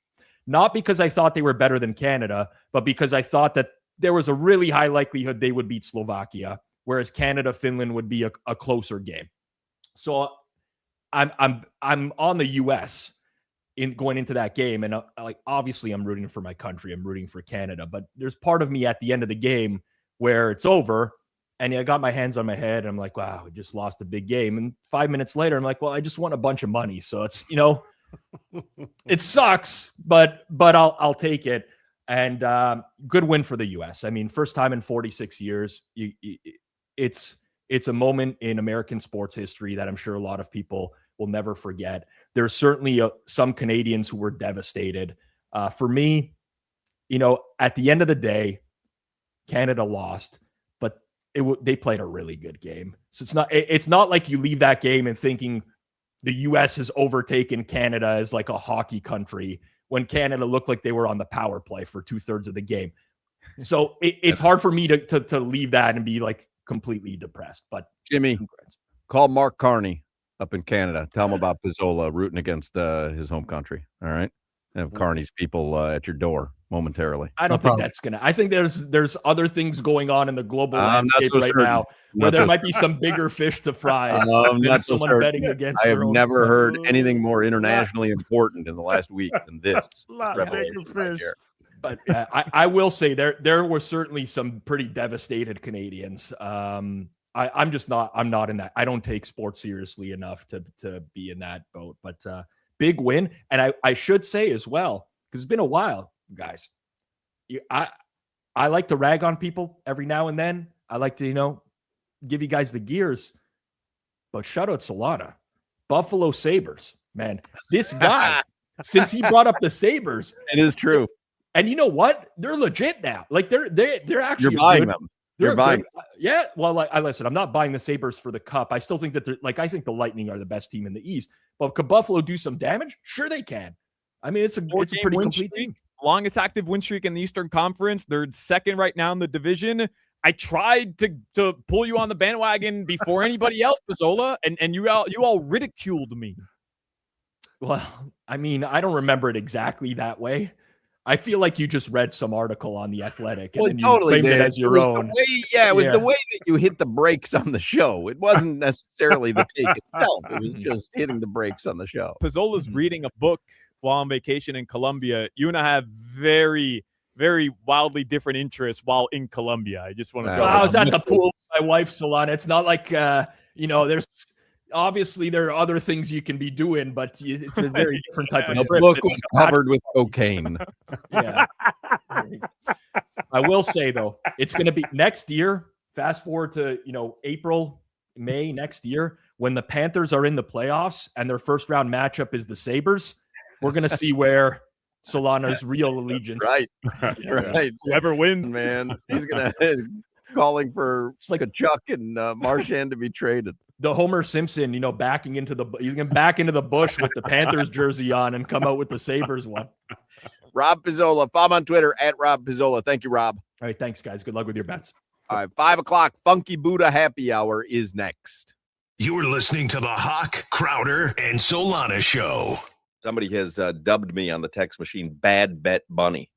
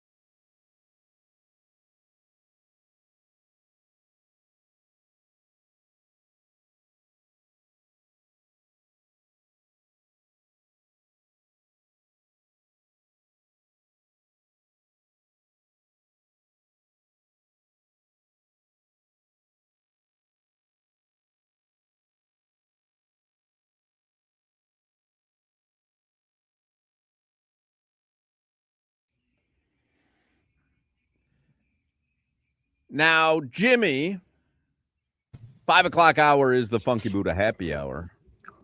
Why are you playing this song today? 305 day. All right, because I didn't know if that was the tie-in. And I would think for 305 day more like Uncle Luke, maybe Trick Daddy. Yeah. Because this is Florida, but I don't know. I'm not certain I would go with that for 305 day because I'm not certain that he oozes Miami or 305. But he's from Miami. Is Florida from Miami? Yeah. I did not know that. Well, I take it all back then. Well, man, Jimmy, throw some Trick Daddy on next year on 305. Yeah. Okay. All right. Well, that was easy. I like 5 it. o'clock hour is the Funky Buddha happy hour. All arguments should be that easy. That was hey, do that next time. Okay. Hey, Jimmy, call my wife. Tell her. Don't push it. Tell her this is how I would like all arguments to end from now on. I say something, you say okay. Yeah, never mind. Don't call Asia. Chances of that happening, 0. Asia gonna light your ass up, Jimmy. You know the mosh pit, the snake pit that Pizzola was talking about? Yeah. You don't know what's gonna hit you. Elbows up. 5 o'clock hour is the Funky Buddha happy hour. Usually on Thursday nights at Funky Buddha, they do 50% off wings from 4 p.m. till close. I didn't see that on their Instagram today. I'm assuming that that's happening. And then obviously I've been telling you at Funky Buddha, Sticky Treats is back. Sticky Treats is available statewide at a retailer near you. That's one of their more popular beers. That's my favorite beer there. And then this Saturday, F1 is back, and Funky Buddha in Oakland Park wants to be your number one race paddock for every race this F1 season. And so they're going to have the race on and the sound on and specials to choose from. And that's for every F1 race. So make Funky Buddha your F1 headquarters all season long. Did you tell me you got into F1? What's that? Oh, yeah. No, yeah. It's once we did the little tour with the pivot and I started going to the race, I went to Vegas and got to talk to people and being like those, something crazy. The garages, they have a name for them. And to see how intense it all is. I think it's called a garage. They call it like the paddocks or something. I don't know. No. They have all these funny names. But like to see how intense all those people are. And the race isn't like that NASCAR stuff is 700 miles. F1 is one night. Just quick. I like it. Somebody put on the text line, Jimmy, maybe Pitbull. I mean, it's called Mr. 305. I did play Pitbull. Oh, you did? Yeah. Oh, you did. Yeah. I didn't notice it back then. You're right. Today is 305 day. It's And March. you know 5th. what?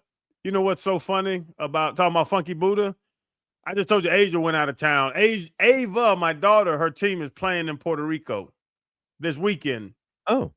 Yeah, the You're not IMG team, going? they go, no, I'm not, because I'll tell you my plan. This is the good part of the story, Hawk. I can He's see like, how "Hey, I can see already he's had an argument with Asia about this, just the way that he described, just the way he responded to me. No, I'm not. Like I can see he's already argued about this. I'm going to go to Puerto Rico with Ava and her team. Have a good time, Asia. But This now is for IMG or AAU? this is IMG. All right. But now it's just myself and Chaz at home all weekend by ourselves. And how old Just is me. Chaz now? 5. Just All me right. and the 5-year-old. And she was like, so what are y'all going to do? I set up a fishing trip Saturday morning. After that fishing trip, I'm probably going to Funky Buddha, eat some food, watch some games. And then Sunday, I set up another fishing trip, and I'm going to find something else to do, take him to some other sports bar. I'm going to just have a little man day with my 5-year-old. You're taking him for all these things? I thought you meant you have someone watching him. You're going fishing and then drinking at Funky Buddha. Well, I'm gonna have a beer or two. I can't really drink because I have the 5-year-old. But I told her, I was like, I'm gonna have a man weekend with my 5-year-old. Oh, that's fun. Yes. That's fun. Yeah, Who wake go up at fishing? 5 a.m., get to the dock 6. I'm actually going with Ticket Wizards captain on Saturday. Oh, really? Yeah, I'm going out with Mo. Saturday with Chaz, we're going Pompano fishing. And then Sunday, I'm going to go out to the Everglades, go way deep in there and go catch bass with Chaz. It's going to be a testosterone-filled weekend with my 5-year-old. I like that. Man, too bad you lost those shiners. I'm going to go get some. They closed at 6. We got to get out of here early today. You're already $32 down. $32 down.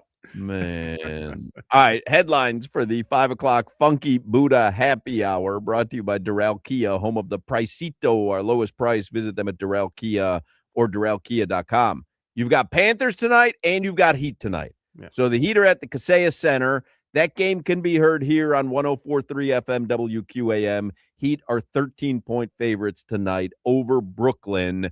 Solana will get you started at 6:15 along with Tommy Tighe pre-Heat, and then you will get the game call from Jason Jackson and Amy Audibert. Game tips off at 7:30. Again, you'll hear it here. Now, the Panthers, they're in Columbus. We heard Pizzola talking about it in the last segment. That game can be heard on AM 560. What time does that start, Jimmy? 7 o'clock puck drop? Yeah, 7 o'clock. All right. So you got Heat and Panthers in action tonight. By the way, we learned also the Miami Hurricanes ACC game. They've got a 2-game bye, and then they play next Thursday at 2:30 in the afternoon. I like Which means next Thursday you'll get peace out. That's pretty much. I was going to be very wordy. Jimmy nailed it. Next Thursday, peace out. You're going to get Josie starting at 2, and then you'll get Hurricanes basketball ACC tournament action. So, and the Canes won last night, by the way. It was a nice win over SMU, 77-69. They are 24-6 overall, 13-4 in the ACC, and their final regular season game is Saturday at the Watsco Center, 2 p.m. Actually, man, I was just thinking I would go to that, but I'm going up to Tampa this week. I'm following your footsteps. I'm chasing my kid around. Oh, you making that 3.5? So we're taking the Amtrak. I looked at it because there's the Deerfield, from Deerfield to Tampa. I mean, door to door, Deerfield right to Tampa, like 5 minutes from where he lives. So I looked because we had nothing to do this weekend, and he's going on spring break next weekend, and it'd be a while. But since we've seen it, like we haven't seen him since Christmas, and then we're not going to see him again for another couple months till he graduates. Isn't that crazy too? He's graduating college. That's Where did wild. those 4 years go? Where did those 4 years wild. go? Graduating in May. He's graduating college in May. Anyway, I text him. I'm like, hey, I could take the Amtrak up. We could take it up on Saturday. We'll take you and your friends out to dinner Saturday night. We're going to take the Amtrak back on Sunday. I need to get his approval. And he's like, yeah, that sounds all right. So I said, oh, okay. I'll book it. $60 round trip. Oh, no. That's it's probably, easy. And Amtrak, like I say, the Bright Line, I'm to the Amtrak, but it's great. But well, Bright Line, you end up out east in Orlando, and then you got to get from Orlando to Tampa, and that's $100 Uber or an hour drive for DJ to come pick us up. Yeah, I've been trying to tell you now. DJ is about to graduate college. He is more interested. I know, but here's the thing: he's taking 2 classes this semester. He takes 2 classes, and they're both on Tuesdays and Thursdays. So he literally has 5 days a week free. So it's not like when we come up on a Saturday night, that's his one night to go out. Every night's a night to go out for him. He's got, just the cushiest gig in college right now. He's having a good time in Tampa. He's living a good life. So anyway, I can't make it out to the Watsco Center, but if you're looking for a little Canes hoops action this Saturday, Canes Louisville, 2 p.m. NBA news, Jason Tatum is going to play probably Friday for the Celtics, which is pretty wild. The Chicago Bears, they traded DJ Moore to the Bills. So now we're going to see Josh Allen throwing to DJ Moore twice a year, which I don't think is good news for the Dolphins. Not that I think there's anything this coming season that could really be good news or bad news. This is just going to be one of those seasons to exist. But DJ Moore ends up in Buffalo. Jack Jones is going to lock him down. Jack Jones. Who? Jack Jones. I see on Solana's news headline notes here, the Bears are the favorites to land Max Crosby if he's traded. That would be quite an acquisition. Wow. That's wild. And That now, listen, Ben Johnson got something going, and you got to capitalize on that. Young quarterback. Crosby to that defense. Holy moly. Did you see the Pittsburgh Steelers have released Jonnu Smith? Huh? Steelers, remember Jonnu Smith? Yeah, they just paid him, didn't they? Well, I think they get he wanted a new deal from the Dolphins, and so they ended up trading him, right? Isn't that what happened? Yeah, they traded him. Did they trade him, or he just had a 1-year deal here and then wanted to get paid? I forget. But regardless, he ended up in Pittsburgh along with Jalen Ramsey, and they waived him because he had a terrible season. Yeah. He had he had one good game against the Dolphins. That was it. That was it. Yes. Yeah, he was which is why I think Chris Greer and Mike McDaniel were okay with letting him go and not paying him, right? Yeah. Because they said, all right, this is he had a great season, but we're not going to pay him off that one season. So, okay. They signed him to a 1-year, $12 million deal. And last year, he had 38 catches, 200 yards, 2 touchdowns, and they released him.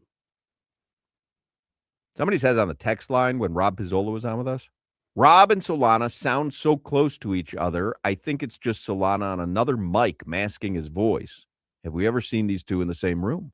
Yes, we have, because we watch a video feed all day long of the show, and so can you. And if you want to see what Rob Pizzola looks like, and he's delightful. He's as delightful to look at as he is to listen to.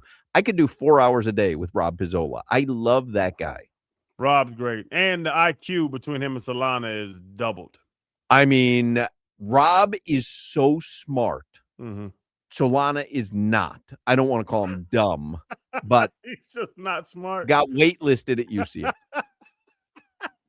What more do you need to know? He wrote Sixto Noche de Sixto. I was going to say Sixto de Sanchez. I can't call someone dumb if I say he wrote Sixto de Sanchez. Anyway, if you ever want to see the video of the show, you can always go to YouTube, search up 1043 WQAM, and then look for the Hochman, Crowder, and Solana channel. On this day in 1999, the movie Cruel Intentions was released. Ooh. You ever see that movie? Oh, I love it. That's an excellent movie, right? Great movie. Yeah. Good movie. Yeah, that's a good one there. And in 2004, on this date, Starsky and Hutch was released. The original or the remake? No, the movie with Ben Stiller and who's it? Owen Wilson. Owen Wilson, yeah. Yeah. It was pretty funny. A good strong 6. Omar Kelly texted me, Flo Rida's from Carroll City. I did not know that. I didn't know that he was a 305 guy. But if you ask people name South Florida musicians or artists, Flo Rida's not on that list. Yeah, I'm telling you, I literally did not know that. I would immediately go to Uncle Luke, Trick Daddy, Rick Ross. Yeah. Even though Trick and Rick Ross are both 954 guys, today's 305 day. Actually, I think Uncle Luke is a 954 guy nowadays, too. Listen, I hope Trick's not listening because he's not going to enjoy that take. Yeah, but he's more 305 than 954. 100%. I'm just saying they all live in Broward right now. But I didn't know Flo Rida was from Carroll City. I had no idea. Hawk, you get some bread, you move to Broward. Oh, I'm not. I moved up to Palm Beach County. You got some bread, you move further north. I got no shame in that. All right, your weather, 79 in Miami right now. I'm partly cloudy, getting down to 71 tonight. And tomorrow, going to be a nice, sunny South Florida day. In fact, on the weather app right now, it's bright sunshine Friday, Saturday, Sunday, Monday, Tuesday, and Wednesday. I'm not telling you it's going to remain that way. I'm just telling you the forecast calls for about 5-6 days in a row of sunshine, lows in the low 70s, highs in the upper 80s. By the way, this weekend, you change the clocks. I don't like that. Oh, I love that. I don't. When you come out of here at night and it's bright sunshine at 6 p.m. and it's sunny till 8:30 at night. But then it's dark all morning. I wake up with the babies. I like the November time change better. Who's up that early in the morning? I don't get up till 9:30. Yeah, because you don't have a 5-year-old. I didn't tell you to have another one. Your own fault. Want me to tell you how babies are made? Well, I know how they're made. That's why I didn't have another one. I haven't gotten lucky since 22 years ago. All right. Mike Cugno from CBS 4 is going to join us in the next segment. We can talk a little Panthers with him. Panthers did make a trade today, by the way. They traded Jeff Petrie for a draft pick. Nothing else, though. No Bob, no Greer. We're still waiting, though. NHL trade deadline is tomorrow. We will talk with Mike Cugno from CBS 4 in the next segment. We all know anniversaries are special. And there's a big anniversary at Ed Morris. They're celebrating 80 years in business. You got to go to Ed Morris if you need you a vehicle. My man, Chris Atkins, he's the GM. Teddy Morris, the owner, that's my dude. They have an amazing team put together. And Sawgrass, Ed Morris Sawgrass Cadillac, they're commemorating this amazing occasion by giving you special savings, amazing savings on Cadillac luxury. And my wife has an IQ, and Cadillac's electric cars, They've set the standard now. I'm gonna tell you right now. My wife loves her IQ. Right now, you can get an all-electric 2026 Cadillac Optic for just $349 a month, or the all-electric 2025 Cadillac Lyrics for just $369 a month. They're celebrating right. They're watching out for us. The Ed Morris brand has been family owned and operated for 80 years. They know how to take care of customers. I always tell y'all, you got to be backed by Morris. Don't miss out on the 80th year anniversary savings. Go see my friends at Ed Morris Sawgrass Cadillac. They're the 6-time dealer of the year off Sunrise Boulevard and the Sawgrass Expressway. You can't miss it. Beautiful lot, beautiful people, beautiful business. They're doing their thing for over 80 years. Visit EdMorrisSawgrassCadillac.com. And remember, you got to be backed by Morris. From the trade-in to the sale to the lease to the service department to the salespeople. After you get the car, they text you, they email you, they ask how you're doing, ask how the vehicle's doing. I'm telling you, being backed by Morris is something different than any other thing you've ever experienced in your life. You got to be backed by Morris. Click EdMorrisSawgrassCadillac.com. This is Hoch, Crowder, and Solana. I don't think you could offer me any money for my dog. I love my dog. I got 100,000 cash. Take them.